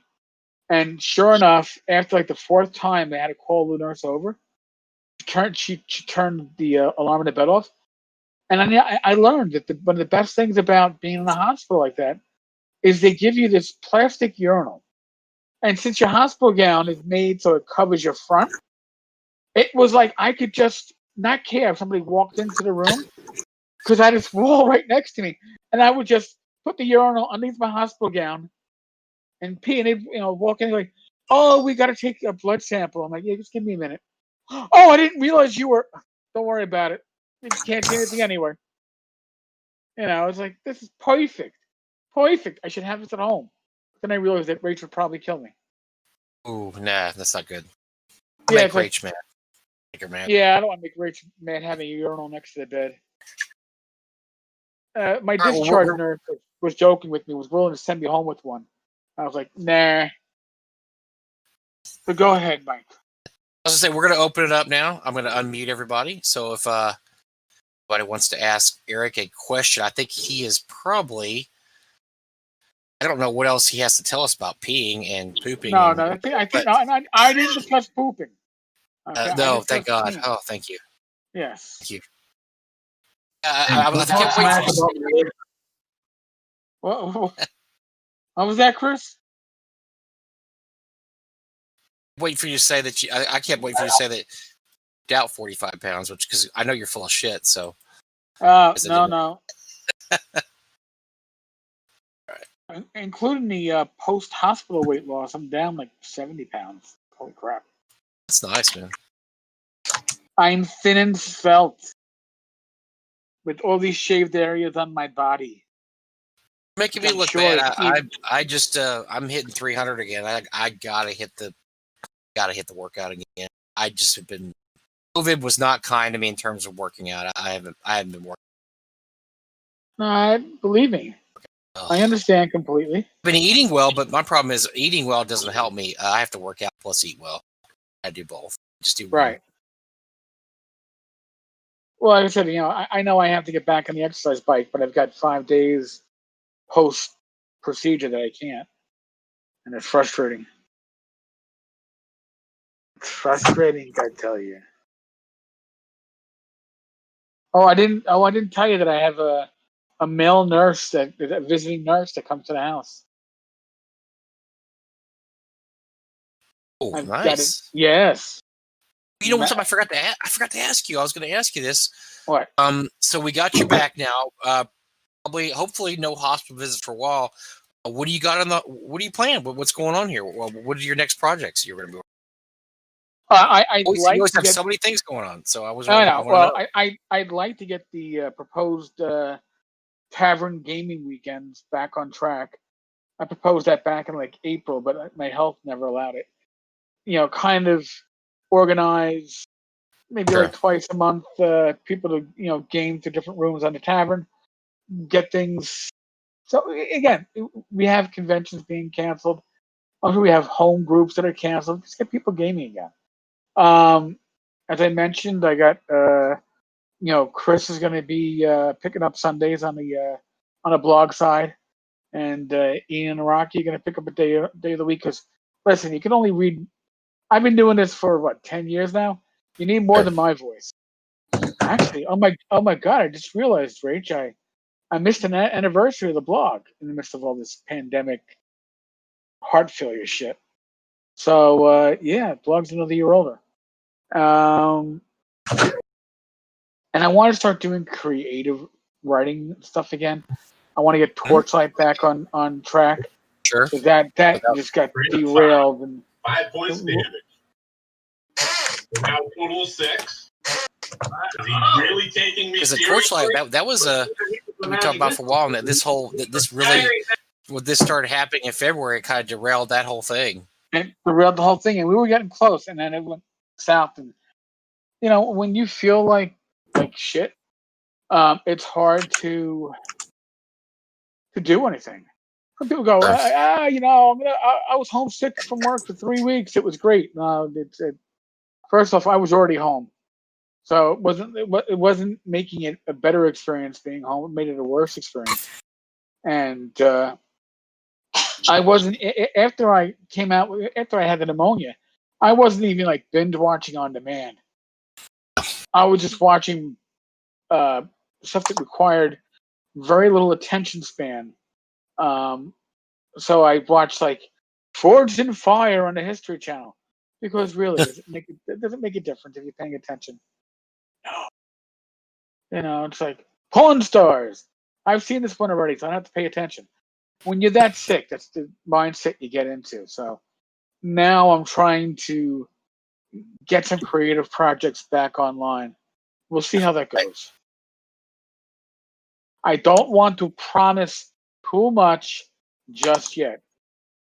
But we actually, at the convention today, we had a mini Frog God meeting with me and Matt, Susie Mosby, Zach, and Jan, and so we talked about some projects coming up. About some of the stuff we have planned at Frog God the next year, so hopefully you can get some stuff back on track. But I was reminded the other day, we have done nothing with Swords of Misery Light now for almost a year. We've got to pull that out of the hamper and that going again. I feel bad. I'm way behind on mailings. I've had people ask me to mail, and I have not mailed them stuff. And I that's just because that's kind of the thing I do last. Everything else. Okay, what do I have? Oh, I haven't done any Swords of Misery. Sword Wizard Light, which is still a popular game. We get asked. Yeah. I get asked quite a bit for Swords and Wizard Light stuff. But we've really done nothing with that for it's been quite a while now. No, we got to get something out in that. Yeah, we do. Maybe we'll brainstorm something this coming week. After North Texas is over, maybe between you and I, we'll come up with some ideas. One of the good things, I guess, about not having any cons this year is there's lots of time to concentrate on doing things. Because there's just there's nothing. I mean, I was telling my wife, I said, we're on vacation this year. We can go any time because normally we have times we black out. Because this year I was going to go to Con. And then Lone Star Game Expo, which they might still have Lone Star Game Expo. That's a local con of about 400 people. And right. of course, Gamehole Con, Hong Kong. And as of right now, none of those look like they may happen. So we may have lots of time to plan our vacation. We may not have to shoehorn it anywhere. We may just be able to go when we want it. Wow. Yeah, just 2020 started out fine. And then the year went to shit. You had a rough year. Yeah. Definitely. So, but now I feel more like myself. So that's putting a positive spin on things. What are doing right now? You close the door? Yes. We're going to collect the debt that you owe. I'm very typical of the person who had a lot of projects. Oh man, COVID! I'll be at home all this time. I got so much time to get stuff done. I'm not saying I didn't do anything because I did do some things, but I once again fell behind getting things done, and I have very little to show for being stuck at home the past 2 months. Yeah, the warehouse got cleaned up. The warehouse got sorted out pretty good. You can see in the video behind me. Actually, see if I can take you on a short tour of what was done here. We actually got it cleaned out pretty good. The warehouse is not looking bad right now. I can the front room doesn't look bad right now. It's pretty. I've got it. So now the table. The table is usually piled like 6 boxes high. So that's actually progress. That's progress there. I got some posters hung up that I have been wanting to hang up for a while. So I finally got some posters up, as you can see. Nice. On the walls. There's an Easley there, signed Easley, signed Elmore, and another signed Elmore. And cool. we finally got some stuff done up here. So I did get some, because in Texas, even in the warehouse, Eric, that it's either an oven in the summer or it's a refrigerator in the winter. So we have this really short window, basically the spring and the fall, when we can work out here. At this point, it's already an oven out here. It's an absolute oven in the back part. So we tried to get as much stuff done as we could while the weather's nice, and that just happened to coincidentally come when COVID hit March, April. I was out here almost every day in April, just getting stuff cleaned out. I actually I had a box of. So about 2 years ago, I had a box of all my old campaign notes, and I put it in a box, and I couldn't find it. And I've looked for it for the last 2 years. I've looked in the attic of my house. I've looked at every closet. I knew it was somewhere. I just don't know where it was. So while cleaning out the warehouse, there's a box with some magazines in it. I lift up the magazines, and there was that's why I hadn't seen it before. Underneath, like 3 magazines in my box. And every time I opened that box, I saw those magazines. I thought it was all magazines. So I was very excited about that because I'm actually running just been gaming a lot. I've been running a Greg Gillespie's Highfell campaign. We just had our 10th. It's great. We just had our 10th session yesterday, and so what we did was the regular gaming group I had. We got together for NTRPG Con group, and we had 4 people join us. And what they did was they rolled up new characters and they played the hirelings of my regular group to kind of put a fun spin on it. So my regular group at this point, they've gone through 10 sessions. They're about level. And when they go to Highfield, they usually hire hirelings. They hire torchbearers, guys to carry treasure, stuff like that. And sometimes they'll need for cannon fodder or shield type stuff. We had the new players. James Shield was one of them. Chris, Ed Stallnerker, and then James's brother. Rolled up new characters, and they became the meat shields that were hired in the tavern before the adventure. And we had a ball. We had an absolute blast. I was a box I found with my old campaign notes. There was a lot of stuff in there that was very general, just for my gaming. Like I have charts. I have one sheet that's got 500 scrolls on it. So if I need a scroll, I just go pick one. Okay, that you found a scroll with 3 serious ones, 1 heal, and 1 remove curse. And I did this. I used a program at one point to roll up these 500 scrolls. Well, that was in there. Right. So like, oh my god, I've been looking for this for years. I'm terrible when you put me on the spot. Okay, you find a scroll. What's on the scroll? Magic missile, sleep. That was on the last scroll. Oh, was that So that I had a lot of basically stuff that could help me out running the game. Yeah, Highfell's great. Greg Gillespie wrote a really, really, really excellent dungeon there, and our 10th session, it was wonderful. We had a great time. Went up to Highfell. They actually went in a dungeon they'd already been into because they found there was another treasure in there. And so new players pretty much entered into the party, and it was kind of like right in the middle of an adventure. We're having an adventure. You guys are coming along, join it, but they loved it. And at the very end of the adventure, I wanted to do this for years. I've never done it. Put a deck of many things in there just because I thought it'd be fun, and I figured it's not really a one shot, but it's kind of like these guys have these characters they just rolled up the first level. I might not care about them, Right. so all my regular parties said, we ain't touching that bitch. We are not. We want nothing to do with because they love their characters at this point. They're 5th level. They went Okay. all the first level characters were like, let's get it on. They were pulling cards like crazy. Here's the best part. Not one good card was pulled. Not Oh shit. one. One character got the void and got his soul sucked out. Another character drew a card that basically made another party member attack him. He drew a wraith attacking him. The wraith killed him. Another character, he lost all his magic items. He had his alignment changed to chaotic neutral, and then he became a lycanthrope. 3 cards. Oh, nice. And the last character was James Shields' character. He actually, the one character was fighting a wraith. He attacked the wraith, which caused his own wraith to appear. And he's a first level character. Killed the wraith. Now the other party members helped him indirectly. They healed him during the adventure, and they threw him a magic sword and stuff like that. So they didn't directly participate in combat because they didn't want their own wraith. Helped him after we actually defeated the wraith. So he was the one character that, and I can't remember he got a lousy card too. It wasn't anything that just, I think something. The elemental. Yeah, but not. Anyway, it was fun. So they had a blast. Even though their characters were ruined by the deck of many things at the end, they still had a good time. They're like, "What was my experience point?" I was like, "You want your experience? Yeah, we might want to play these characters again, man. This is awesome." Okay, Nice. well, if you want to play again, that's I set the whole campaign up that whoever shows up can play the campaign.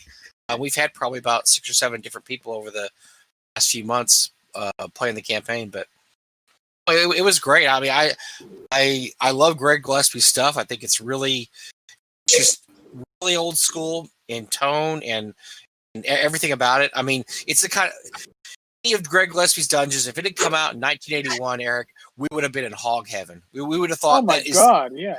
Greatest. Can you imagine Barrel Maze in 81 or Caverns or any of that stuff? We would have been like, oh my god, this is the best thing written for D&D of all time. And although he gets eyes on this stuff. People know who he is, and I still think his work is very undervalued now. It's just really good. Each one of his Mega Dungeon books is an entire campaign in one book. It comes with a background of a starter village, a whole area. There's an area map that tells you what goes on, and of course, there's a Mega Dungeon. And the Mega Dungeons. We've been playing the floating dungeons of Highfell for 10 sessions now. They've only went to 2 of it's a 2 square mile chunk of rock that's floating in the air. It's an old mage school that one night it blew off the ground and it's floating in the air. Nobody knows why it's floating. Adventurers go there and they search these towers. There's probably about 20 or 30 towers up there. We've only been through 2 towers in 10 sessions. So there is a lot of meat on those bones. I mean, that you can play this a long time. You could hex crawl on the island, the floating island. There's adventures on the ground because you're basically this village is in the middle of the wilderness. So you have rogue groups of orcs and gnolls and bullywugs in the wilderness, and there's There's a lot of there's a lot of village politics going on in the town. There is. I just can't praise his stuff enough. It's really excellent. Hey, he's a fun person to hang out with too. So Yeah, he's a very knowledgeable guy. For those who don't know, Greg Gillespie's a professor in Canada, and he teaches role-playing games, which is like dream job any of us would have. If we could have had that job, would have been, oh my god, But yeah, he teaches game theory and teaches how to produce role-playing games and just the history of role-playing games. I've actually appeared on his to his class once on via Zoom. I did he wanted to ask about running a role-playing convention. oh wow, So okay. his students asked questions, and we had like a little Q&A and stuff.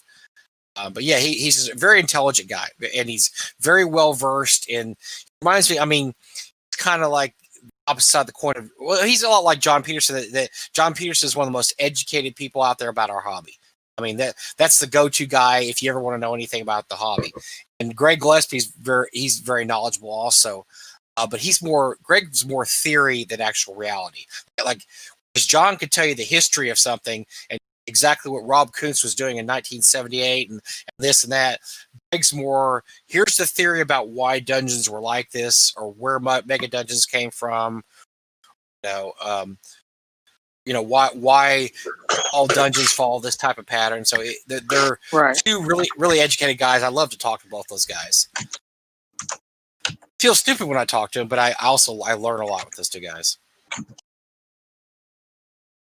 Not too stupid, I hope. I look at them and I'm like that's I wish I could be that. They're who I would have loved to have been. The guys that know that much about the hobby. They're just that. Oh yeah. And that interesting. I mean, and you can know a lot about the hobby and be a really boring person, and they're both not. They're both not boring, at least. They're very interesting. And to add to which I love, Greg Gillespie's also a Dallas Cowboys fan, which is hilarious. He grew up across the river in Canada from Buffalo, New York. He became a Cowboy fan in the '90s because all his friends were Buffalo Bills fans. Oh, he just wanted to be different, give him the middle finger. So he said, "Well, I'm rooting for the Cowboys." And so, of course, then the Cowboys won the 3 Super Bowls in the '90s, and he's been a Cowboy fan ever since. So we talked Dallas Cowboys. I haven't said anything, Mike, but I'm a lifelong Bills fan. So just so you know. Oh no. Oh, you poor guy. Oh, that's yeah. But though, I tell you what, that Bills run in the '90s is very underrated. They went 4 years in a row and got screwed. That first one they should have won. They really should have won the first. The last 2 times they were really overmatched by the Cowboys, but that first game, that was the Redskins, right? Was the first one? Giants won. Giants won by 2 points. That was that was the field goal, right? Yeah, yeah. They should have won that. And then Ripken won, and then Cowboys 2 in a row. So that's. Yeah. Oh, I know. It's got to be painful. I'm sorry, man. That's got to be rough. I had my painful moment as a fan was the Mavericks lost to the Heat back in 2006 when the first time they lost, because Mavericks spent my whole life and they were not really very good, and they finally got Dirk. So I've been a Mavericks. I actually went to the first Dallas Mavericks game in 1981. First game, a little plaque, a little coin I got from the game. So watched all the years. Never went to the finals. Finally went to the finals, and Dwayne Wade killed him. And it was so crushing and devastating to see him finally get there and win. It almost broke me. I hung in there. In 2011, they came back and they beat the Dream Team. They beat the LeBron James Heat, which was, to me, is one of the greatest sports victories of all time, because nobody picked the Mavericks to beat them. So I had a little retribution there, in terms of, the Mavericks finally did. Now, they may only win that one ever, but at least they won one. They did something. It's better than being there's a lot of fans that can't even say they won one. So I like the Warriors, man. That was my team.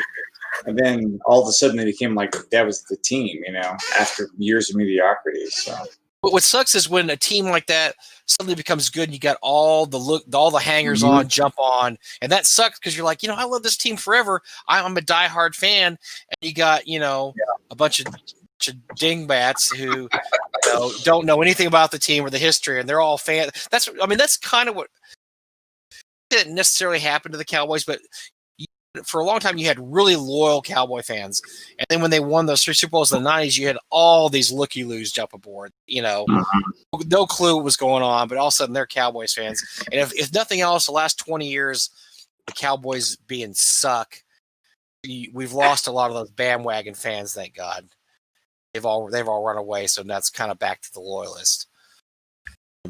Yeah, that is so tough being a Bills fan. I remember feeling sorry for. I mean, even though I was a Cowboys fan, I felt bad for him. Like, I really hope this is a close game. That it's at least close, because the first year we played, we just absolutely crushed you guys. And then I thought next year, like, well, I really hope it's close. Because this has got to be terrible to go 3 years and then 4 years and lose. But the worst part is my favorite player is O.J. Simpson. So. Oh. You know what, though? He was a lot of kids' favorite player in the 70s. Everybody loved Juice. Favorite player. Everybody loved Juice in the 70s. Yeah. So that one saw that coming, man. That was that's tough. Too bad he's a murderer. So. Yeah, it went from beloved icon to let's don't talk about him anymore. Yeah. That's pretty bad. Yeah. A question? Hey, man. Yeah, with I may have missed the beginning. I had to help the wife or something. But when you were talking about the what is it called, the will, where did it come from? Out of where? Because it's been a while. Why is it going to work after that long? For it. From my understanding, the will has been in possession of the children, or at least somebody that the children know, for a number of years, and nobody, unless they had a unified front, I don't think that they really wanted to cause grief for. I'll tell you the truth, I don't think they wanted to cause grief for Alex. But by filing it, then you're against his mother, and you divide the kids, and there's a loyalty amongst those children. If Alex is on the outs with his mother right now, then you've got a unity among the children. So now it's time to file that, and you're not making any money this year. But they can file. It's not past a certain statute. Apparently, I thought it was like 2 years or something like that. No, apparently. I guess it also depends on how good a lawyer you have. But I don't think Luke would have submitted this to courts unless he figured he had a good chance of coming out on top. There was a lot of speculation over the years that caused a huge, and the Gygax kids, they all love Alex. For those who don't know, the 3 sisters and the 2 brothers, they're by Gary's first wife, and Alex is by the second wife, but they all love Alex. I mean, he's their brother, right? So there's a lot of speculation that this would have torn the family apart if it had come out. I mean, because it would have pitted Gail and Alex against the family. They did not want to do that to their little boy, basically. And now, as Garrick says, there's speculation that mom is not getting along. If that's the case, that might explain why Alex is next. Because that's the first thing I looked at when I saw that. I was like, "Ooh, this is all the Gygax children. This isn't just they're all named in that." Yeah, this is Alex in here too. So this means that this is a unified front now. These are all the Gygax kids on one side and Gail on the other. That might have been what they're waiting for Alex to join them. That way they could have. Plus, that helps too. That helps their case too, right? If you have every Gygax kid is onto this, on this side, and you have his ex-wife on the other side, I think that looks a lot better. Now, not that legal cares how things look. I think DeSanto cares how things look. I'm not 100%. I mean, I think there's a good chance he's bankrolling this. I don't think that. I know Gail is a conspiracy theorist, but in this case, she may be right. I mean, DeSanto may be bankrolling this because he can work. I think he feels he can work the Gygax kids, and at this point, I don't think anybody thinks they can work with Gail. Nobody. I don't think anybody thinks everything Gail has proposed at this point. I mean, go down the list. There's no memorial. She at one point, her and her sister proposed they go into schools and present. I didn't even know the plan. It was the craziest plan ever. It was something about they wanted to have role playing games to teach memory tricks or something, and that never came about. I mean, just every single thing. At one point, she wanted to have a convention alternative to Gary Con. That never got off the ground. Let me just go down the list. Everything she's ever proposed is just never come to pass. Yeah, pretty much.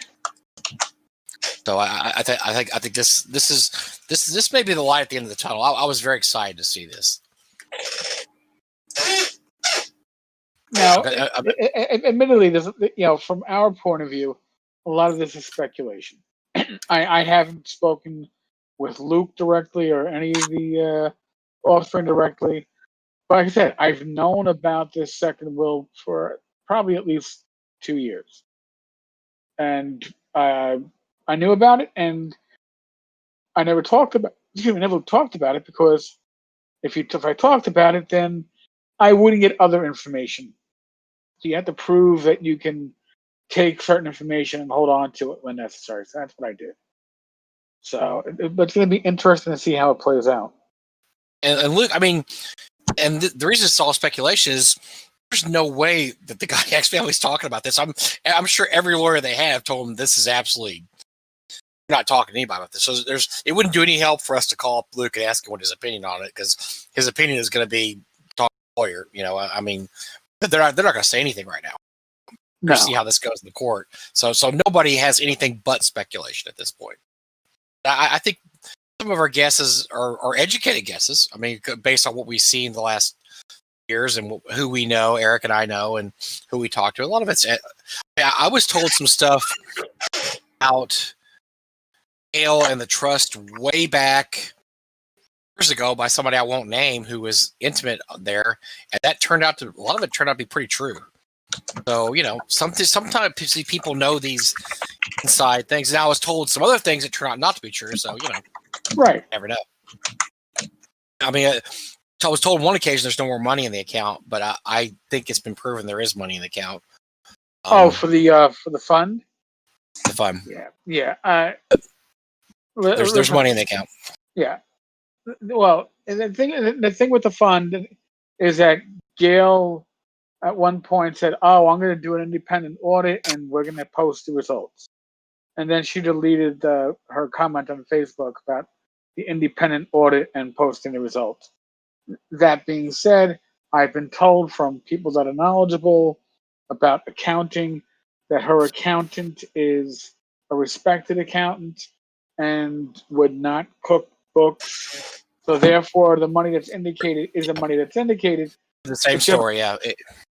But that being said, listen, even if you're earning 1%, she could still be making, $2,000 a year on the money in the fund that could offset expenses, but the money, there's no interest being earned whatsoever.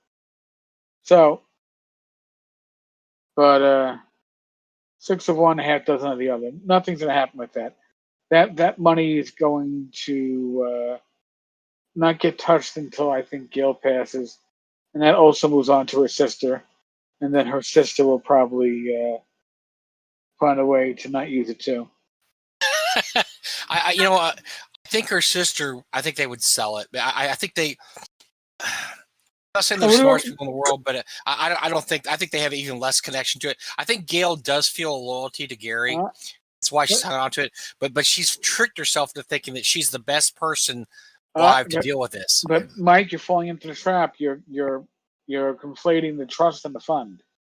Remember, two different. Yeah, you're right. You're right. Gail threatened legal action on me because somebody commented on a post I had. Oh dear. And got the two confused. And then she told, and it wasn't Gail Gygax, by the way. The person that reached out to me at that point was Mrs. E. Gary Gygax, because when she was threatening me with legal action or coming down firm, she was Mrs. E. Gary Gygax as opposed to Gail Gygax. So we forgot to cover that we probably shouldn't even cover anyway, but I thought was hilarious is you had a spate of people wishing you would die. I thought that was great, man. Oh, I was going to bring up. I was going to bring up Frank. When people hate you enough to hope you die, you've made it. You have made it in this industry, babe. Well, in Frank's case, it was the I cannot arouse myself enough to wish any kind of good thoughts or whatever. Because somebody wished you good thoughts, and he said, "I can't join in on that." Yes, I can't join in on that. Oh dear! Oh dear! Yes, That's funny. But then again, listen, we're talking about somebody else who threatened me with legal action because they don't understand how the internet works. It's like Jesus. That was fun. I got a kick out of that. I got a kick out of that stuff. That was great. Yeah, it's like, you're hospitalized and you've got heart failure. So you really, why are you picking on poor Bob II for? Oh dear, yeah. That was the whole thing on that one. It's like, really. And I'll be honest with you. If I had to go to my deathbed, I'm not going to change who I am, and I'm not going to change the fact that I will expose the hucksters in our community. And I don't care. Listen, Bob I is the co-founder of the company. Okay, Bob II inherited the company. Yeah. He's not Judge's Guild. He's not his father. So but in any case, yeah, there were people that were angry at me because how dare I? I'm a stubborn. How dare you? As much I liked Bob Jr. a lot, but he said some indefensible things. I mean, not like you're picking on who just was minding their own business, and you thought you just give him a. I mean, he came out pretty publicly with some pretty anti-Semitic weird stuff that then he backed up. Then he tried to double down on, which is the wrong thing to do. No. And, never backed off it. To this day, he hasn't backed off of any of it. No. And it's whatever you believe is great, but this stuff's way out there. It's way out stuff. It's along with the Rothschilds owning the world and the Bilderbergs. I mean, it's that kind of stuff. It's just out there, and it's embarrassing, to believe that stuff like that, because he's a nice guy. And one person asked me, like, well, I didn't know that wasn't a nice guy. I said, that's the problem. He is a nice guy. But the problem is nice guys can believe weird shit, and they can believe wrong things. I mean, there's a guy, Daryl, I can't remember his last name, Daryl something, Daryl Davis. He's a black man who befriends KKK members to turn in their robes. If you haven't read about this guy is absolutely the most amazing humans ever. He's had like 60 or 70 Klansmen turn the robes into him. He does is though he goes by the precept that these are not evil people; they just believe evil things. And if you talk to them and they get to know a black person, they see that what they're believing is not true. And so, if you ever get a chance to read about, I think his name's Daryl Davis. But this thing is, these aren't bad people. They believe bad things, and a lot of it's because how they grew up and what they were taught. Now, everything that I knew about Bob Sr. and everything I was told was that he was not like this. This is more conspiracy theory weird shit that somehow Bob Jr. and Bob III have absorbed over the years. It was not from their father. Their father was not like this. Everybody I talked to, it was pretty much adamant on that point. So yeah, attacking Bob Jr. is not. I mean, that's, and you didn't attack him. You just saying, look, here's what he said. Yeah. And I criticized the latest update from Bob about the Kickstarter that's going to go nowhere anyway. There's no way CSIO is going to finish. It's a money sink. I've been told how much it would cost to save it, and unlike the Memorial Tomb with Ernie and Benoit, they had the money still. They didn't piss away the money. There's no money to the project at all. All that Kickstarter money is long gone. So they got to make money just to put something out. So And now that he's come out and said what he said, there's no White Knight coming in to help at this point. No. That they had a hope there was a White Knight that could pop in and say, hey, I'd like to see this finished. I'll help you out. There is no White Knight in the horizon now. This is not going to happen. It's not going to finish. Hey, Eric, how many people have you with legal action over the years?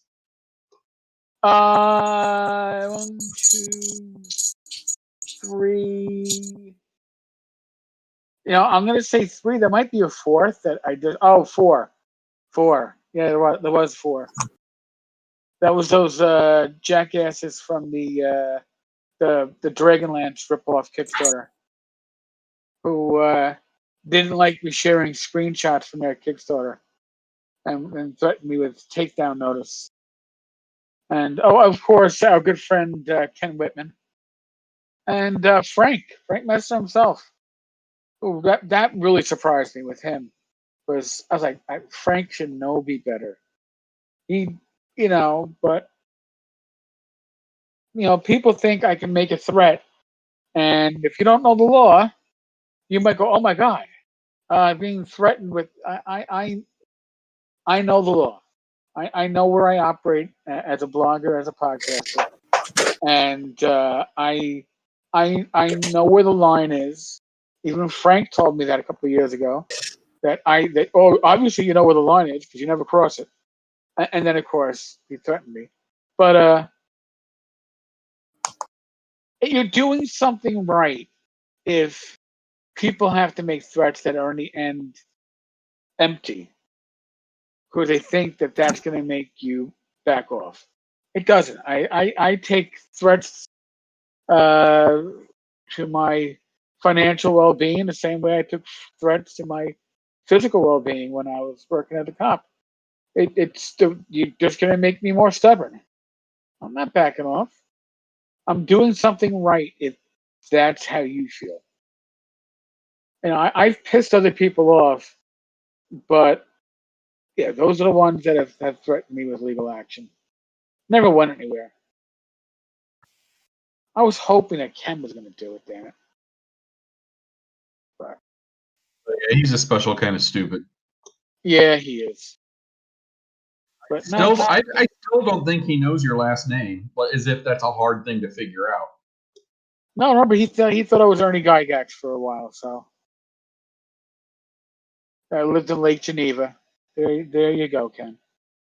Because me and Ernie both have mustaches, and we're a little heavy set, and my hair used to get a little wild when I was younger. So there we go.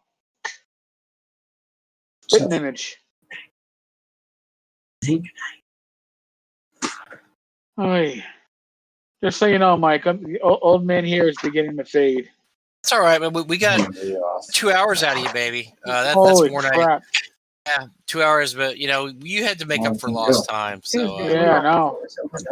Anytime you want to tap out, you're welcome to. Like I said, we just wanted to do this to catch up with you and see how you're doing and talk about a few things. So this was great, man.